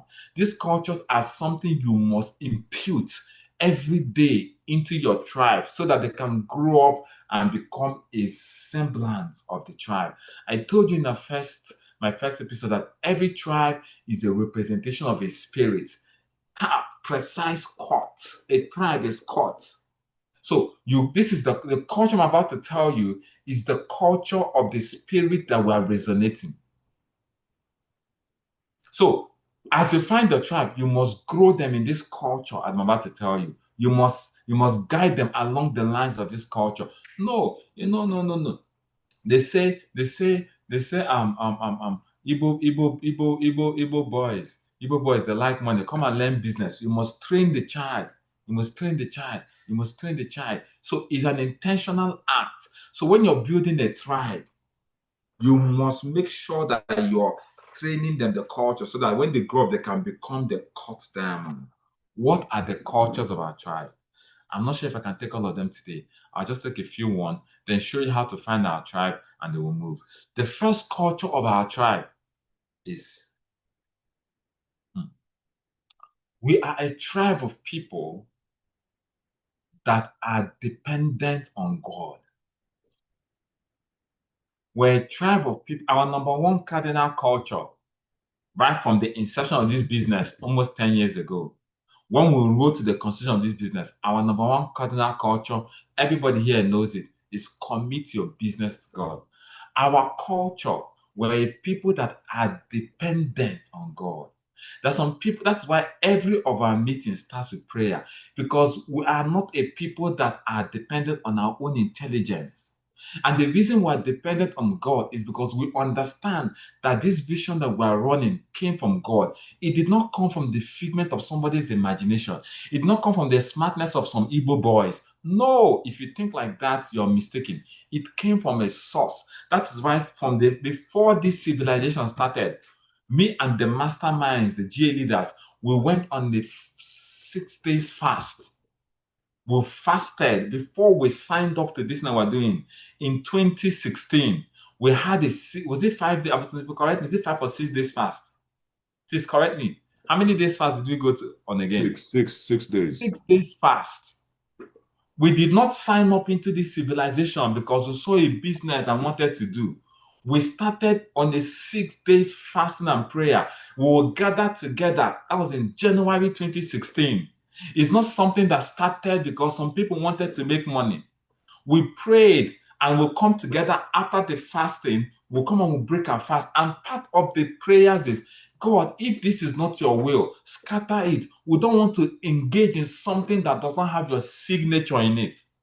After 6 days prayer and fasting, before I registered and all the J leader, before we started this civilization, that is the foundation of this thing that you're seeing. That's why it is unbreakable. That is why you can see it's not so. Our culture is a culture of people that are dependent on God. We are not perfect. We don't know it all. We depend on God. That is why the first day of every month, we fast and we pray because we believe that this is, if God, except the Lord builds the house, the laborers labor in vain. So part of our culture, most of the people, if you're a tribe, you see people are normally people run their business, but I can guarantee you most of the presentations, the people that run big events, they take a fast, they take a prayer, they pray to God, they join the hands, because that's how we started. Before every event, I'll gather the G leaders, we'll go to the back of the hall. We must pray before any major event, and we bring God into the scene.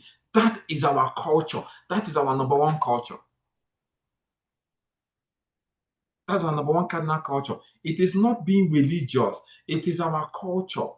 So once people come into the business, they need to cut this place. So we give God the glory. Or we commit our business to God. Though no, this is not the place to do things anyhow. Oh. Every first day of the month, we'll fast and we'll pray. Oh. If you want to run the business, you pray. Or put it to God in prayers. Or our foundation is in God. Why? I'm going to give you 3 reasons why and I'm going to give. If I give you a culture, I'll give you the reason. There's something that those cultures are planted on. Why do we commit our business? Why do we trust in God?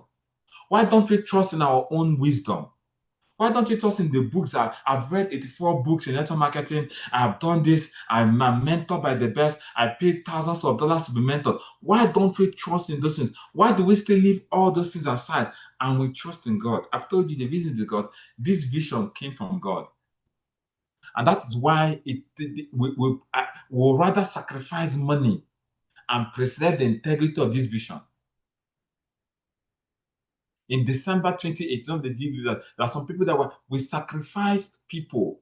We sacrificed money.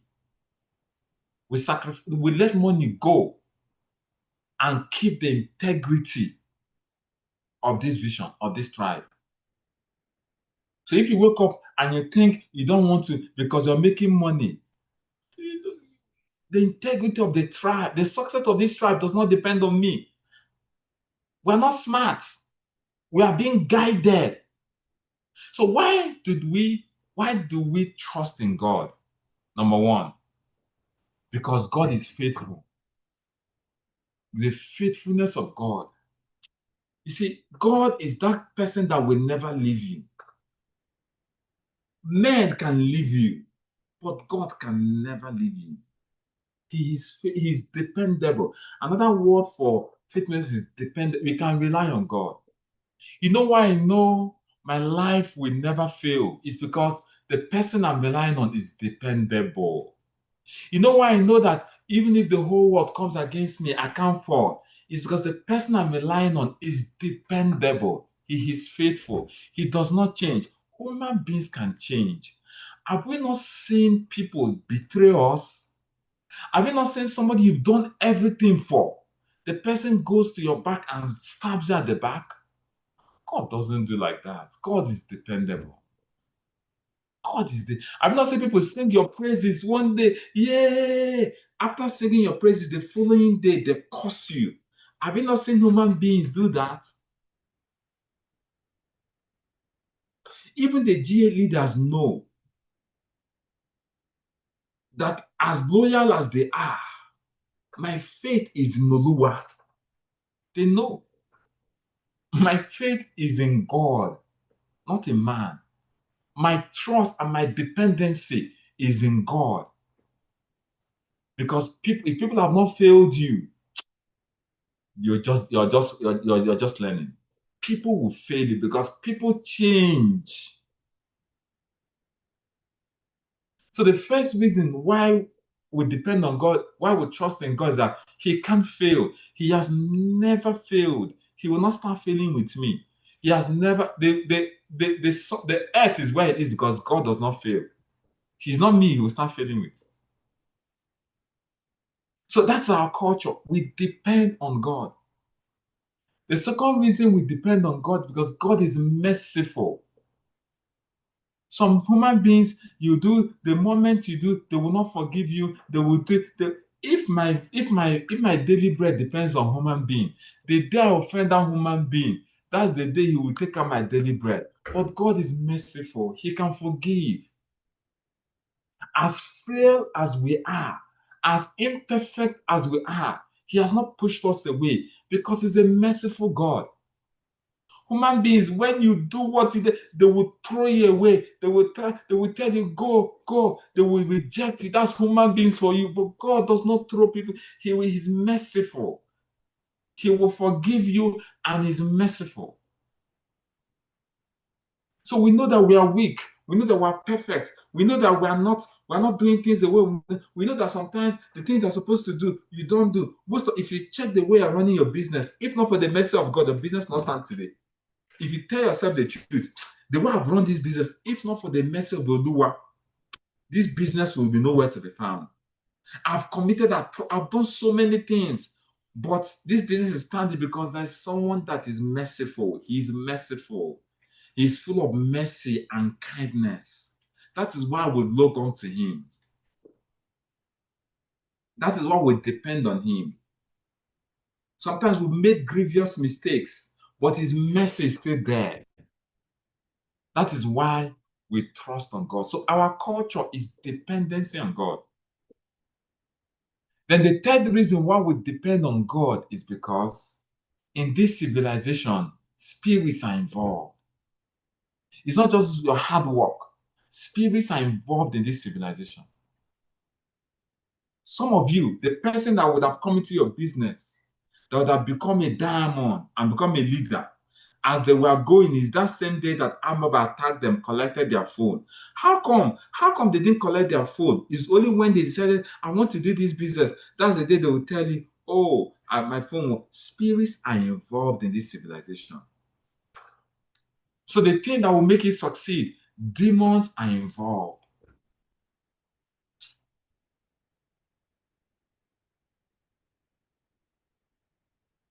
Demons are involved, spirits are involved. So, and these are spirits you cannot battle with. You can't fight these spirits because these spirits are older than your great-grandfathers. They are more ancient than your lineage.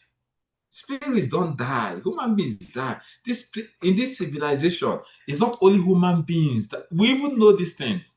We know it's not only human beings that are living here. Spirits are heavily invested here. The only thing that they don't have the permission to manifest physically, except they have a body.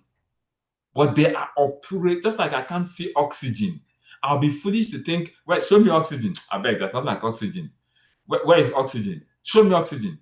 I'll be foolish. By the time you block your nose for 2 minutes, you will know there's oxygen. There's no oxygen. Okay, you don't know that's oxygen that you're breathing is keeping you alive. No problem. By the time they stop your nose for 2 minutes, you will know that there is a reality of oxygen. Most of us have lived our lives as if spirits are not involved. But by the time things happen to us, you know that these things are not normal. That's when you know that spirits are heavily involved. And these spirits are not your mate. They were there before your great-great-grandfather even met your great-great-grandmother. So you can't fight them with your intelligence. You must fight them with the powers of the higher spirit, which is God. That is why we fast and we pray. That's why we commit our business to God. You can finish everything that you're doing. One spirit is somewhere diverting your prospects. Have you not seen in hall somebody, you do an event, people will come and sit in the hall and be telling people, don't mind them, don't do this thing. Okay, why are you sitting inside the hall? If you don't believe it, come and be going. They won't go. They are sitting down and they'll be telling the person that you that is trying to make up your mind, don't do this, these things are scam, it will not work. But yet you are inside there. Spirits are involved, guys. And they are looking for, there's an event of somebody had, they said somebody went to the junction, and people that are going there, are you going to that place? Don't go there, don't go there. What they're doing is scam, is fraud. A human being left his work and is standing by to stop people from going. It is not that person that is working. There's a spirit that possessed that person and is manipulating that person to fight against you. So you must go to the realm of the spirit, beckon on God to fight off the spirits. Don't be naive and think that everything, no, all these things are being superstitious. Is this superstitious? No, this is not scientifically proven. You will become a victim. You will become a.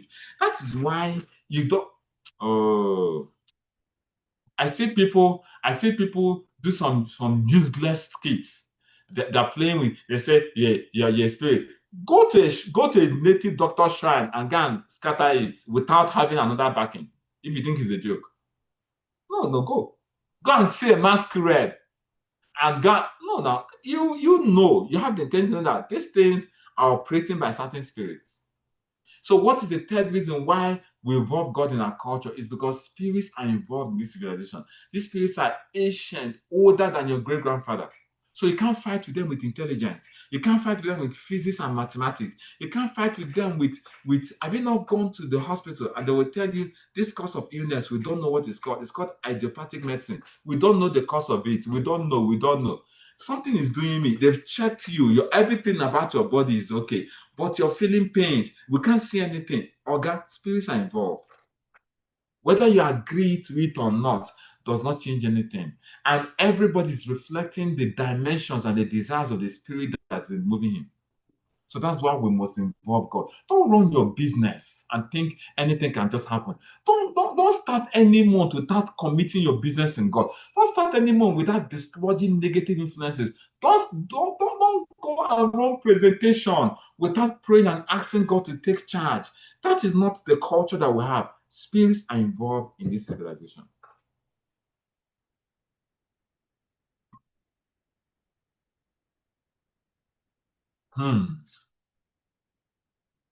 That's the number one culture. We depend on God. We depend on God. Because we know that He's faithful and dependable. Don't depend on your teammates. And I'm saying this thing clearly. As loyal as your teammates are, don't put your trust on them. Don't put your trust on your leaders. They are men. They can change. Put your trust in Oluwa, the one that doesn't change, the all-dependent one. It is not your leader that blesses in this business. Any leader that says, I'm the one that blesses you, is lying to you, because promotion does not come from a leader. It does not come from the north, from the south, from the east, or the west. It comes from God. God is the one that blesses you. God is the one that sees you. God is the one you should depend on. Trust in God. Very key. Because your best friend can disappoint you in a jiffy. Those your leaders are saying, oh, these are my leaders. They can wake up one morning and turn their backs on you. So if your hope is on them, your heart will be broken.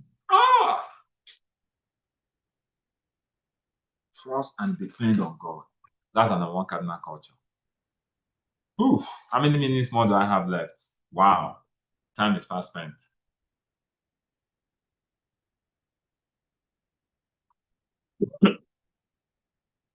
If you are gaining value, please go to the chat box and say value. I want to say on the chat, go to the chat box and type value.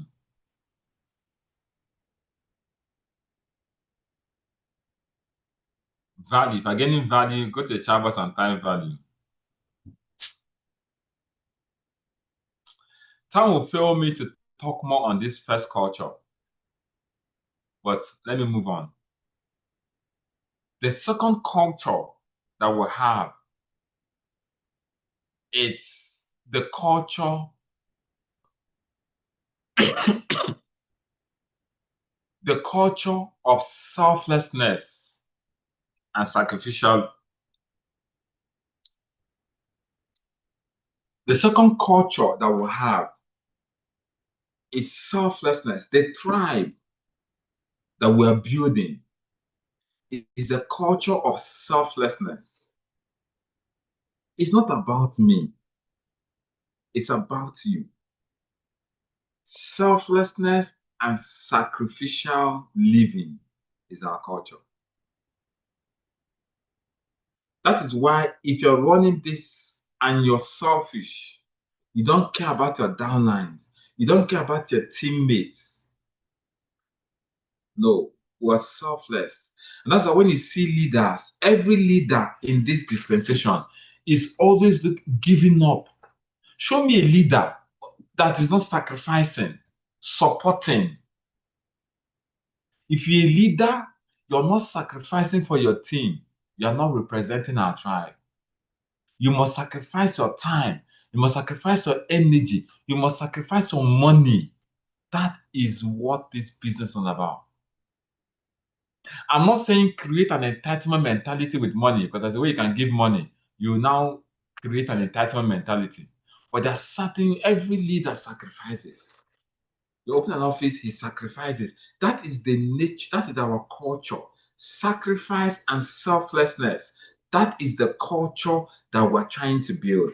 So if you're building a team and you see somebody that does not sacrifice, is not selfless, call that person to order, please.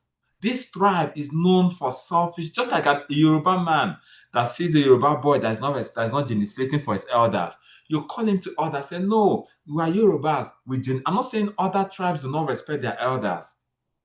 But as an Igbo boy, and if I see an elder, I don't genuflect.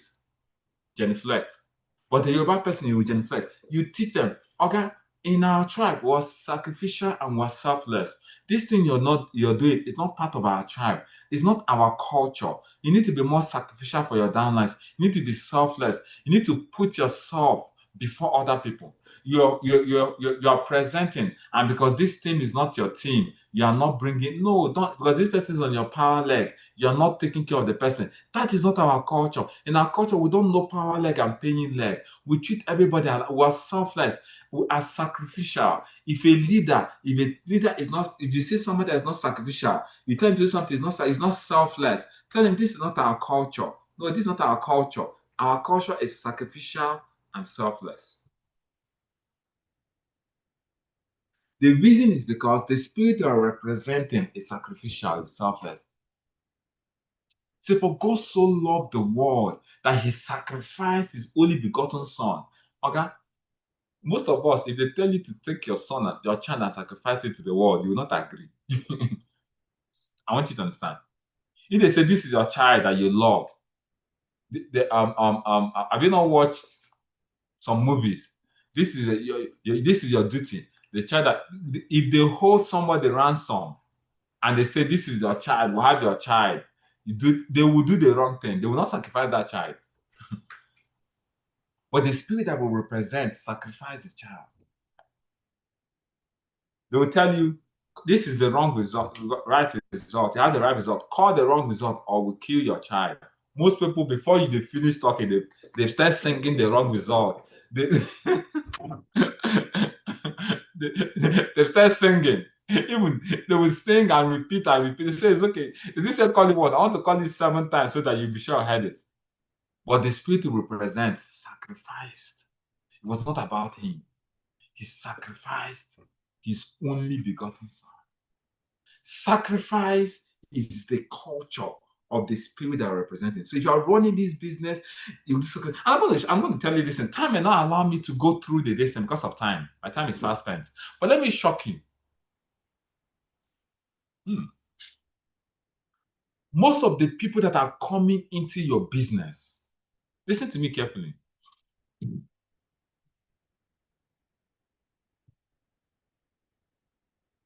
Most of the people that come into your business, they come into your business and they are selfish. And I say, no. What a selfish soul you are. God, why did you give me such a selfish soul? Let me shock you.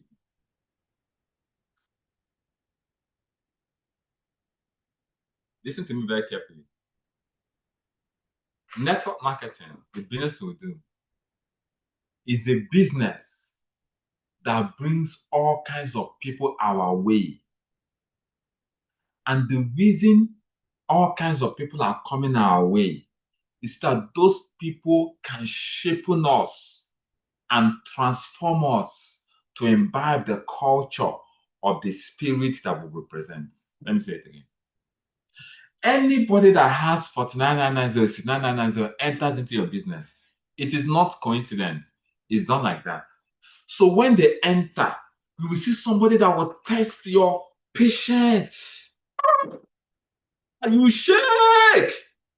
That person is a gift from God. Because without that person, you will not know what it takes to be sacrificial and selfless. No, you won't know. You can never know. You can't pinch yourself and feel it.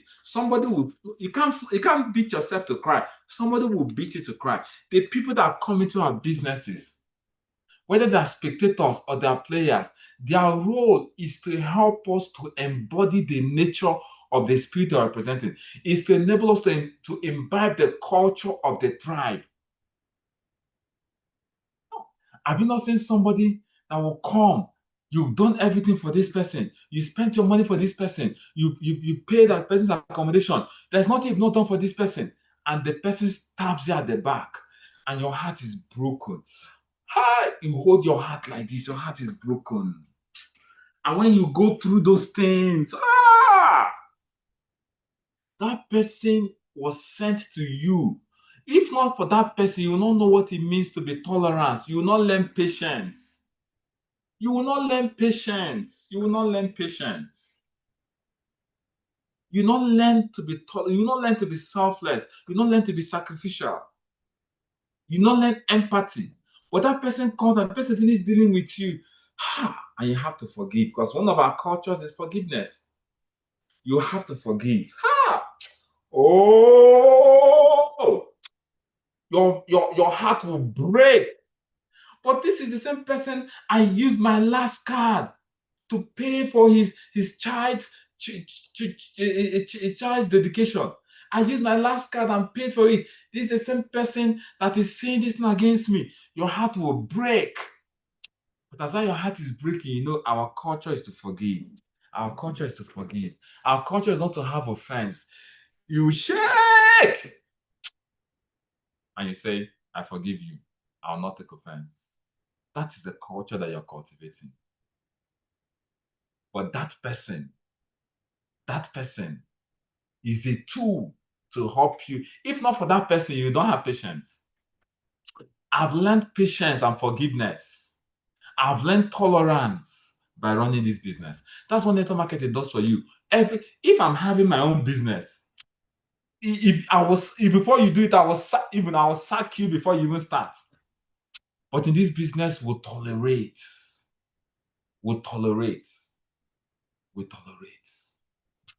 Let me rush through this because I want to finish with this thing today. The second culture is we are resilient, we are hardworking, we are never giving up. Our tribe is resilient, hardworking, never giving up. We are warriors. We are indefatigable. We are unstoppable. We are relentless. We are tough and we're unbreakable. That's our culture. We know they break easily. Oh God, we know they break easily. We know they break easily. We know they break easily. We know they even break. We're unstoppable. You can't stop us. You can't break us. It is our culture. We learn to be tough. Tough people don't last. Tough times don't last, but tough people last. We are tough. But how can you be tough if challenges don't come your way? You invited 20 people. I ran the presentation when I was starting. I invited 100 people in suit 5. I ran a presentation for 100 people. Nobody signed up. That was what led me to go and master how to run presentation effectively. Before, I don't talk to people. I don't like talking to people. We know they break easily. We don't quit. We're not. If you're standing here, you know, say things that would have made you quit don't come. But we know we are people. We are warriors. We know they quit easily. That's our culture. We don't back out. We don't back. No. We are warriors. We are indefatigable. We are unbreakable. We are fighters. We are resilient. We are hardworking. That is our culture. So there's nothing that happens, then we don't quit. Quitting, we are burnt the bridge, burnt the boat, kill the captain. There's no going back. We live here, we know they go anywhere. That is our culture. We don't give up. You run the meeting, nobody signs up. You run the next meeting, you do something, we know they break. We are fighters. We fight till we succeed. That is our culture. That is the culture of diamonds. No. If you think this same thing, if you're running with horse, if you're working with men on foot and you're tired, what will happen when you're running with horsemen? If this one is, we are going, you see, the total vision of what we are going to. If I reveal it to you guys, that you say it's a lie. You don't know. You don't even know what we're going to. We are being built for that civilization. When it's ready, when the jungle mature, you will discover why you are hardened. You discover why you are unbreakable. You discover why the things that made other people to quit, it came to you, you did not quit. You understand the reason why you are toughened. It is when we get to the end of this civilization, you know, okay, no wonder No wonder now. No wonder we're in school where we are taught not to break. We're hardworking people.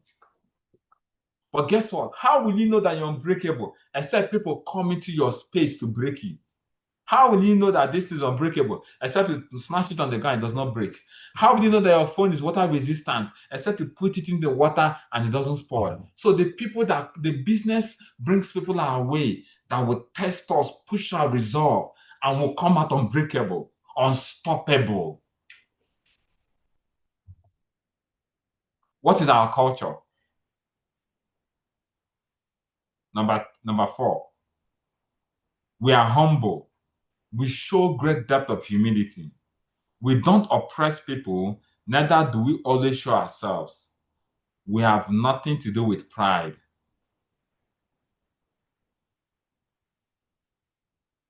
We are servants. What is our culture number 4? The first one is we depend on God. The second one is we are selfless and sacrificial. The third one is that we are hardworking, we are resilient, we're unstoppable.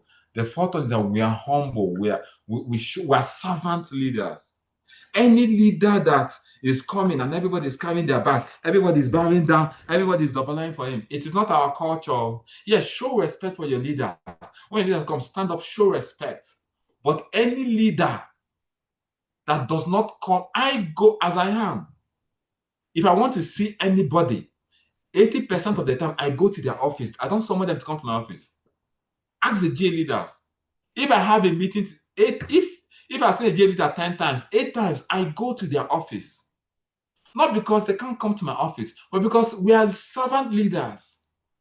We are servant. Most people I go to see, I go and sit down in your office and I talk to you because that is our culture. We are humble. The spirit we represent, the civilization we are trying to build, it is humility. It is pride that brought the devil down. We are humble people. That's why most of the time when we had our event at Chida Hotel that those guys did what they needed to do, we didn't go back to them. We don't brag. We tell our success stories. The only reason we tell our success stories is because we want to inspire people. It's not necessarily to brag. You just want to. If my story can inspire somebody, I might as well tell it. Not necessarily brag. We don't brag. I drive this. I have this. We are not braggadocious people. The culture is humility. We are servant leaders. We serve. That is the culture. That is the tribe that we're building. But how can you serve until people come? How can you know that you see, listen to me. You can never know if you are proud or not until people come and test you. Oh, God. Until people come and test you. It's only in this business that your leader will be the age of your youngest daughter. But this business will make you humble. It will humble you to obey the leader. You're a professor and you have 7 degrees, and the person that is telling you to do something has not even finished secondary school. It is where humility is tested.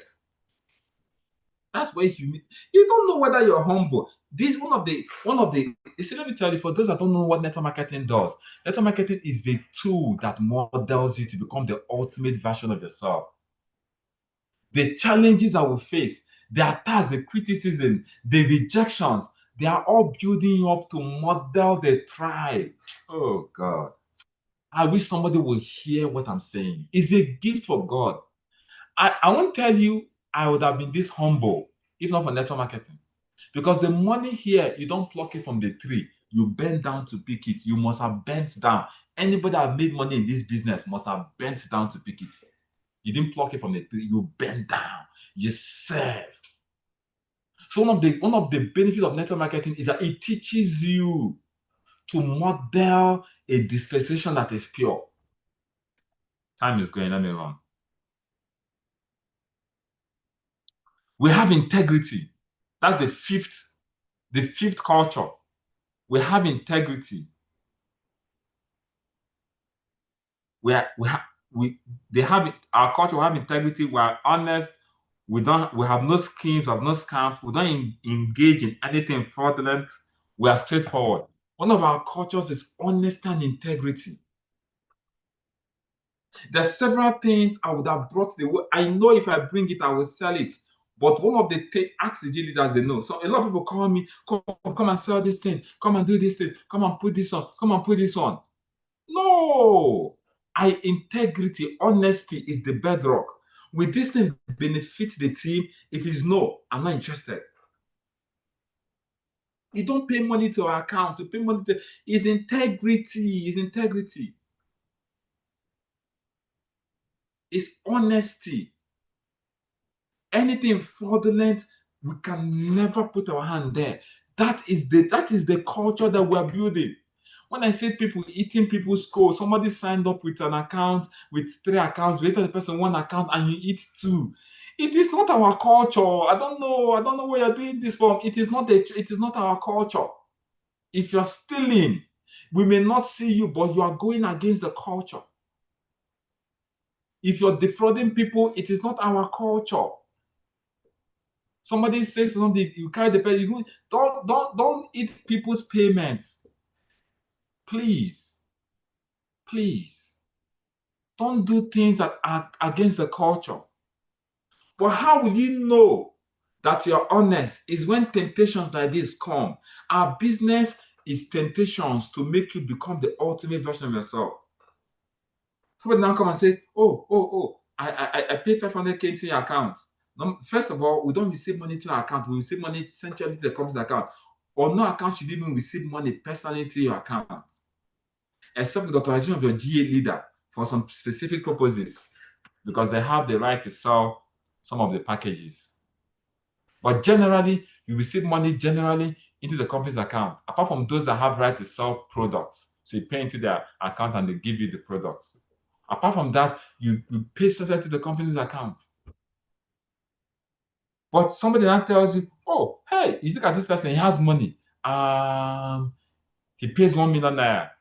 Something tells you he does not know. If you register in 500K, he does not even know. Let him even make that 500K is 15 accounts. Let him even make money from 15 accounts. Let him even finish building 15 accounts. But he gave you 1 million. And you know he will not know. You take the 500K pockets and register in 500K. He will not know. But that is not our culture. You're wounding the tribe. You're wounding the business. The 6th culture is that they are loyal, very loyal, obedient, and submissive to authority. We are loyal people, we're obedient people, we're submissive. That's our culture. We are loyal. The G leaders don't submit to me because I'm smarter than them, I'm older than them, I'm stronger than them. It's our culture. We are loyal. We are loyal. If this person is my leader, I am obedient. That's the culture. We don't drag. We don't drag. And if you look at it very carefully, the obedience and loyalty is also the culture of the spirit that we intend to exhibit and resonate. Do you know that I'm older than you? You see, when people come and tell you, do you know that you have what? Oh God. I've seen things though. One of our trips that will travel to the Philippines, one guy that was still coming up, the GA leader brought out money. He was not qualified though. But the GA leader says, the way this person is coming, and when this person has, I think he's a medical doctor. I think he's a doctor. I think he's a doctor by PhD. Read doctorate degree, read a master, had a doctorate degree. It's the way this guy is going, the way this guy is doing his business, I want him to come. So he didn't qualify for that trip. The GA leader brought out his money, brought out his gift check, and sponsored him. And he came to that trip. So he's a PhD holder, he's a doctor. And he's not a young man. He's not very young. He's not a teenager. Maybe he's in his 30s or so. Maybe he's an adult. And when he came, he was humble, he was obedient. They would tell him to do this, he would do. When he came into that trip, somebody come, one of the one of the spirits, one of another tribe. And that's why I'm going to say this. When we say if you're of one tribe, don't associate with yourself with people that have conflicting cultures. Because this person came in with from another tribe because it's reflecting a spirit. In our tribe, we believe in obedience, loyalty. Obedience, loyalty. Hold on 1 second. Like I said, we believe in obedience, loyalty. There's another tribe that does not believe in obedience. So that tribe, not a representative of that tribe went and cornered him, brought him a bottle of wine, brought him into his room, sat him down, gave him a bottle of wine, and said, I've looked at you carefully. You seem very educated. You're a doctor? Yeah, they called you doctor, you're a doctor. You're a doctor? You have your master's degree, you have a doctorate in this, your wife is also a doctor, I can't remember, but highly learned. You're also learned. You're not a teenager. Why are you listening to those small boys? Why are you listening to them? They tell you something to do. You cannot use your sense to do it. Why are they brainwashing you? This was somebody that did not qualify for the trip. This was somebody that the GAD that brought out money and sponsored for the trip.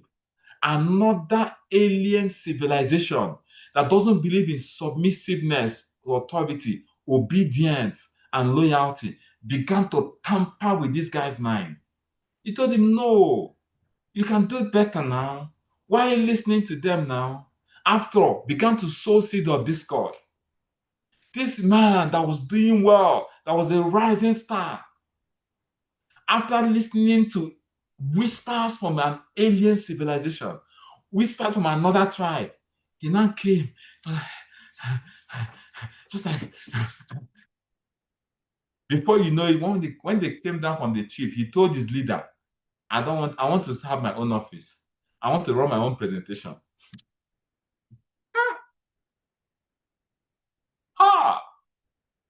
Gone with the wind. Prospect that would have been a gone. Because he listened to an ancient. Why? How do you know that? How are you listening to that small boy? Or those guys? Don't you know you're a doctor? Why is there everything they tell you that you do? Use your sense now. You matter. You reason now. You think. It's not everything. Don't let anybody brainwash you. Listen, our tribe, we're obedient, we're submissive, we're loyal. Jesus Christ was equal with God. But he did not take it robbery. He did not take it to be. He left. Even as equal with God, he became obedient and became a slave and died the death of a common criminal. That is obedience. That is submissiveness. That is loyalty. It's not, he didn't use his sense, so he didn't use his will. He said, he said, I know with you all things are possible. Let this cup pass me over, but not my will. It's not what I feel, but your will be done. He didn't understand what was happening. He sensed it. He said, my God, why has that forsaken me? He didn't understand, but he was obedient. It was not the cross that was holding him. He was the one that was holding the cross because he would have come down from that cross. He was obedient. That is the tribe. That is the culture. But how will you know whether you are loyal? Is when downlines deal with you. When your leader does something. I think I know better than this one. It is the test of loyalty. I'm going to do a robust training so that it's both ways. Leaders are you're not supposed to say, oh, because I'm the leader, you bully anybody. No, that's why I talked about humility before I talked about loyalty. As a leader, you're a servant. Have you ever seen a servant bullying the people they're serving? Have you ever seen a servant? You're a servant leader. Have you ever seen a servant bullying the person, taking advantage of the person? No, as a leader, you come humility and you serve. That's the culture. As a teammate, you are submissive, you're obedient, and you're loyal. That is the tribe that we're building. But guess what? People will come to try you to know whether, you see, all the challenges we're facing, is nothing but sharpening, just like diamonds. When you say a diamond, it goes through intense pressure. Those pressure is what makes him come out as a diamond. It's when it goes, diamond is carbon that have undergone pressure. So that pressure must come. Most of the time, when the pressure is highest, you are at the edge of your breakthrough. But when the enemy sees at the edge of your breakthrough, he will mount up the pressure. That pressure is coming for you to define your diamond tribe. For you to say, yes, I'm loyal. Yes, it doesn't make sense to me, but I'll be submissive. Yeah, this person is younger than my last daughter. But if you say this person is my leader, you say, I will obey him. I'll be submissive. Anything telling that I've been brainwashed, that is from an alien civilization. Our civilization is to be loyal, submissive, and obedient.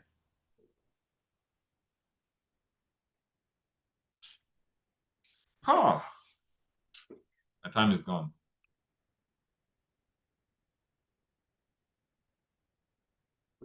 My time is gone, and I'm not finished.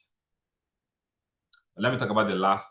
The seventh one is they are committed to personal development, never tired of learning, knowing, always pushing themselves to becoming the ultimate version of themselves. The seventh culture is they are always learning, mentorship, training. It's not just making money. Some people say, no, I'm just making money. Sound meet every time, sound meet every time, sound meet every time. No, you come to sound meeting, you will learn, you will relearn, you will learn. Our culture is to learn. Never come to a point where you say, I know it all. You're learning. Any master class, you don't miss it. Any training, you don't miss it. Even if they're repeating what you know before, until you can show you don't know. Whatever you cannot show, you don't know. So until you begin to show it, don't say you know it all.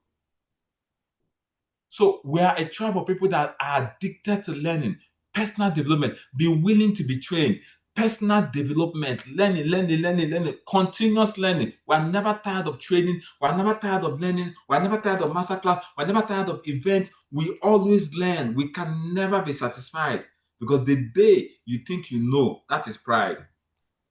But the more you know that you don't know. And the eighth culture, which is the last culture I'm going to talk here, is the culture of love. We don't hold offense. They are proponents of love. They don't hold offense or bitterness. They forgive. They don't fight. They rather pursue peace. Let me say it again. They are proponents of love. They don't hold offense or bitterness. They forgive. They don't fight. They rather pursue peace. Listen to me. I started by saying in my first episode, network marketing is a training ground for you to become the ultimate version of yourself. The ultimate version of yourself is somebody that has imbibed these eight cultures I've talked about. That's the ultimate version. When you get to this point, you become undefeatable.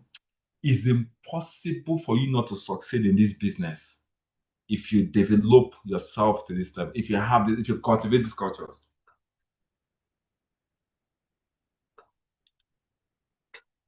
We don't take offense. Both uplines don't take offense with downlines. Downlines don't take. If you're here, you're offended with your downline, please forgive the person.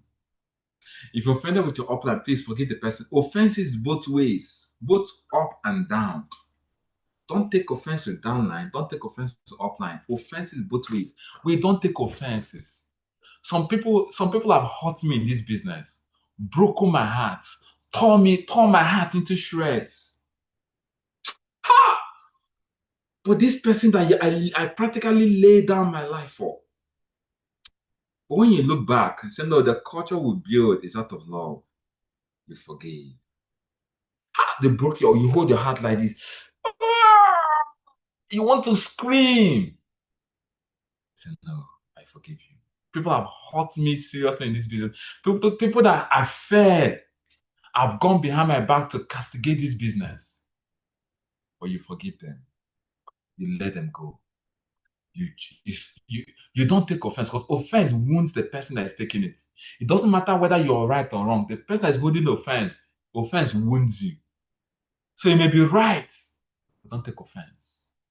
And I beg you, please don't be offended with our government. That's why you can hardly see me open my mouth and talk against government here. It's not our culture. We don't take offense. We pray for them to be better. We don't criticize we don't. It's not our culture here. We pray for them to be better. We are not activists. We no go agree. We no go agree. That is not our culture. We are peace lovers. But let me shock you, just so you think that the people that pursue peace are the weakest people, you're making the greatest mistake of your life. You see, the people that pursue peace, the people that forgive, people that don't take offense, the people that are meek, are the most powerful people on the planet. Time will fail me to explain what I just told you. You see those people that you think they are weak because they forgive. I know this one now. If I do, you forgive. You're dealing with the most dangerously powerful men on the planet. Because what fights for them is beyond mortals. They said Moses was the meekest man. Do you know what it means to be meek? Like a lamb. It was the meekest man on the face of the earth.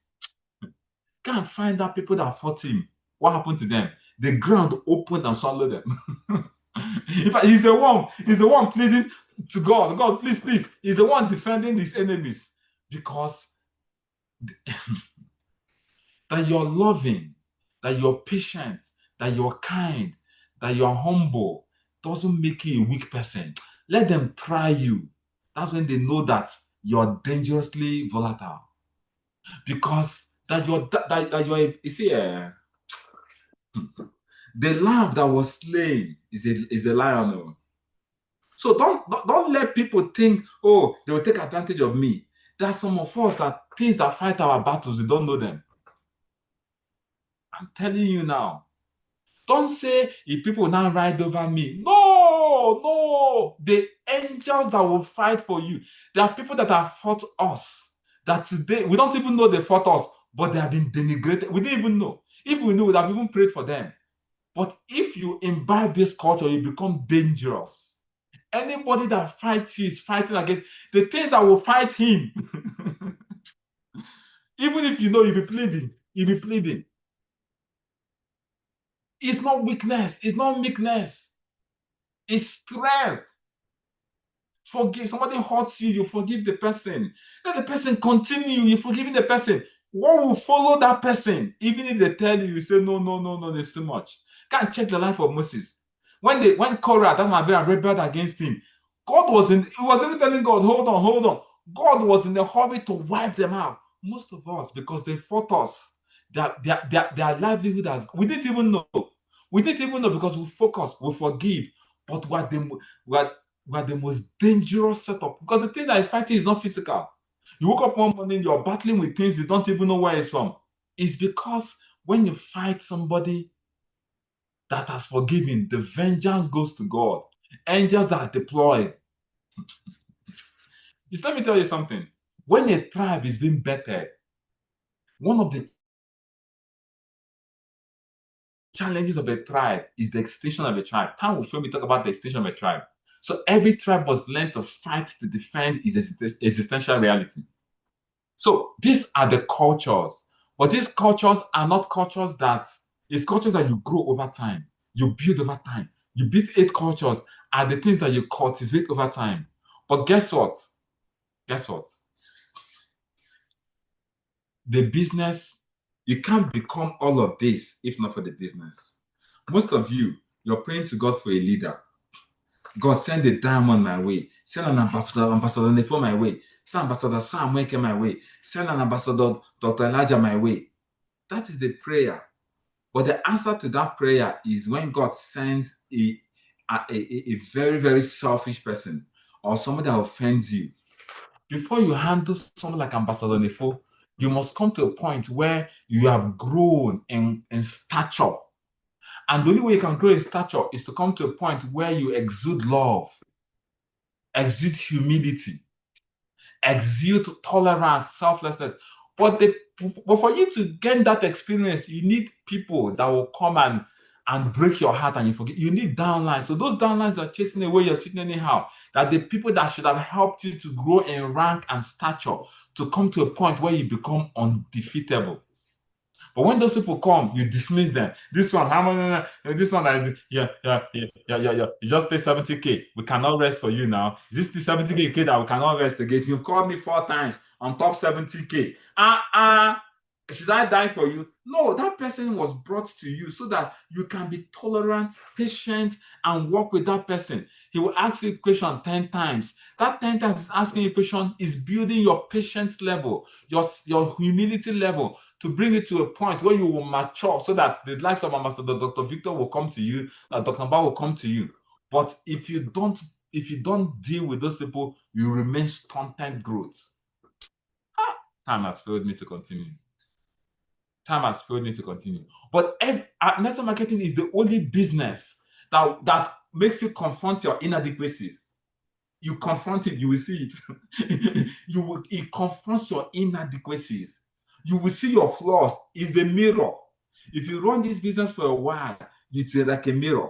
There's some places where I was working in a bank. I was in the bank. I didn't see my inadequacies. I never saw my inadequacies. You can work with the government. They cannot see your inadequacies. You will never see it. Network marketing is the first business that I come to. You began to say, oh, this, oh, you cannot lead people. Oh, you have people's problem. Oh, you have this. You begin to see your inadequacies. It brings your inner. And you know why people run away from network marketing? It's because they can't deal with their inadequacies. They rather run away than change. And you cannot rise in this business until you're willing to change. All those people are coming, they're agents of change. That's why some people quit. No. They quit. What they are quitting from is what they will go and find somewhere else. Because the problem is not the business, the problem is your inadequacy, your inability to come to the full version of yourself. That is the problem.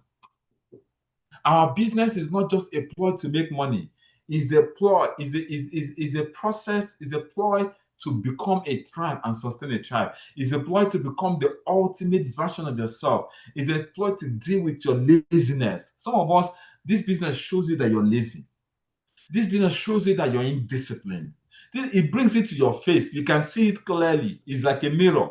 It shows you that you're proud. It shows you that you're selfless. It shows you cannot forgive. You have offense. When it brings all these things to you, it's not just making money. You're supposed to be working on these things, working on these things, working on these things. That's when you become an example of the tribe. Time has failed me to continue this training because it's already 1:30. It's already 1:30. It's over 2 hours. Time has failed to continue this training. That means I'll be on episode 3, where I'll teach you how to go and find a tribe. Time is up. But if there's anything you gain from this meeting, if there's anything you gain from this training, understand the business that you do. Understand that all these challenges come to bring out the ultimate version of us. Without exam, how will you be promoted? If I did not write JAM, how will I enter the university? If you're running away from JAM, you're running away from the university. If you don't write your WAEC, how will you enter the university? If you don't write WAEC, if you're avoiding WAEC, you're avoiding the university. The challenges that come to us are not to make us quit. That there are tools we're supposed to use to embellish ourselves and become greater and ultimate version of ourselves. When you become that ultimate version of yourself, you become like a monarch. You become if people look at you, they say, where is this? Who is this person? Where are you coming from? It's not because you read in Harvard. It's because you have worked on yourself. You have worked on yourself. You have worked on yourself until the point where, wow, you prospect 7 people, none of them signed up. It's not for you to quit. You say, oh, that means I lack the skills of prospecting. Oh, okay. I lack sales skills. What's going on here? What's going on here? You not take time and begin to learn the skill of selling. You grow a team, it collapses. You grow a team, it collapses. You grow a team, it collapses. You grow 5 different teams, all of them are collapsed. It's not for you to say, this business is not for me. No, you need to say, what is it in me that cannot raise a team and keep a team? Oh, that means I don't have that power of influence.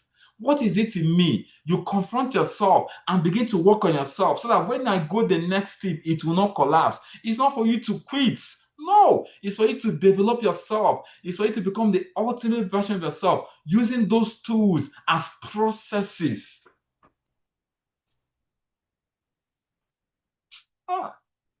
So the confronts on the business, ask the question you cannot answer. It's not for you to say, no. It's for you to say, I can answer this question. You go back to the drawing board and understand the business purpose. So when you communicate your business again, you come sharper. I spoke to you before, I did not agree. Okay, no problem. I argue with no problem. I'll go back, sharpen myself, become a better. When I talk about the business, that person won't even have any questions. There are times you finish doing all kinds of questions. A time came when I finished doing training. If I ask that question, nobody will ask question because you have communicated it effectively. This business is deployed to develop you. It's a personal development. Run away from it, you're running from your personal development. Ladies and gentlemen, we're about to bet a tribe. We're about to bet the Diamond Tribe. I've told you about the language of the tribe. I've told you about the identity of the tribe. I've told you about the culture of the tribe. And I told you preserving the integrity of the tribe is more important than any money you're making. I don't care any money you're making. If you're not building, if I look at my team and I don't see people building, people trying to become something, I may be raising spectators, I'm not raising players. Time has failed me to go to the last part, which is how do I actually find my tribe? And I can't continue because it's over 2 hours. That means we'll continue episode 3. I wanted to finish this episode today, but we couldn't. We'll continue episode 3, where I don't want to rush it. I'll break it down so that when the time you leave here, some of you are saying, when you look at, I don't have any tribe here. I don't have any tribe here. I don't have any tribe here. How do I go and find my tribe? How do I build a tribe? How do I run this? So 2 years from now, I can say, yes, these are the tribe I'm building. That's when you find fulfillment. That is episode 3. Most probably might be the final episode on this finding my tribe. I don't know. But it's going to be episode 3. But for now, while you're waiting for episode 3, go and ask yourself. I'm going to bring out this and post it. I'm going to maybe in the next 2, 3, 4 days, I'll bring out this. I'm going to edit it. I'm going to post it in the group. But go back and start asking yourself, what do I need to work on? What do I need to work on? How am I actually part of this tribe? Am I actually committed to this tribe? What are the things I need to work on? What are the people I've chased away? What are my miracles that I've chased away because I'm dodging them? What are my miracles I've chased away because I'm dodging them?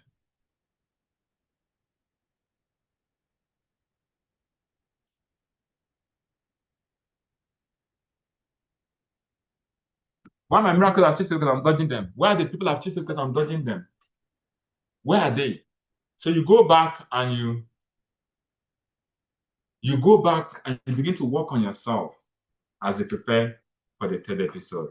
With this, I bring this meeting to an end. Abuzanifo, you can take it up and close the meeting. See you in episode 3. Wow. Guys, that is it. I don't need to say much.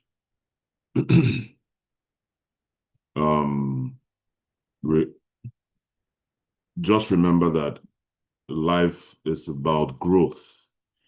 We can't remain on the same place and say we're living. So let's go to the comment section and say, thank you, Ambassador.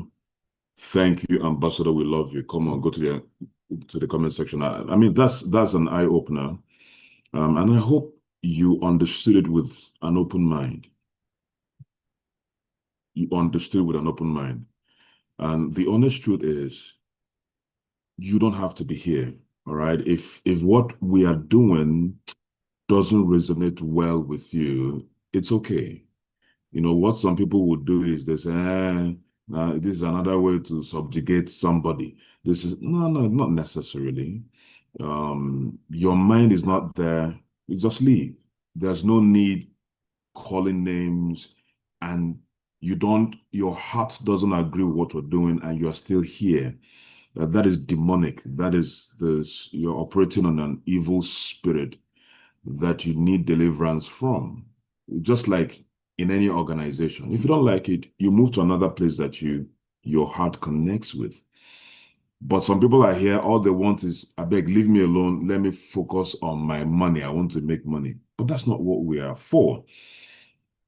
The vision will bring the provision, so we know that the money will come. But our agenda, our focus is not on the money. So Ambassador has made it very clear, and I believe that this has opened your eyes better. to what we stand for, the civilization we are grooming and we're growing. And what would also help you is ask yourself the question, the tenets and what Ambassador have said now, does it align with my own tenet, my belief system? Do I believe in such a civilization that we are cohesive and we can raise others who have the same mindset? Our principles are clear. Does it resonate with you? If you have a more darker principle that doesn't resonate with this one, it's okay. You don't have to work with us. It's not by force. All right. You can look for a civilization that you resonate with, and God will bless you there as well, if in case this one doesn't work with you. But where we have a challenge is if you are here, please be here. God bless all of you. And thank you very much, Ambassador. So stay tuned for possibly the final part which might come in next week or thereabout. All right. Go ye into the world and make ye disciples of this great community, this great tribe, as we take over the world to affect it positively. God bless all of you.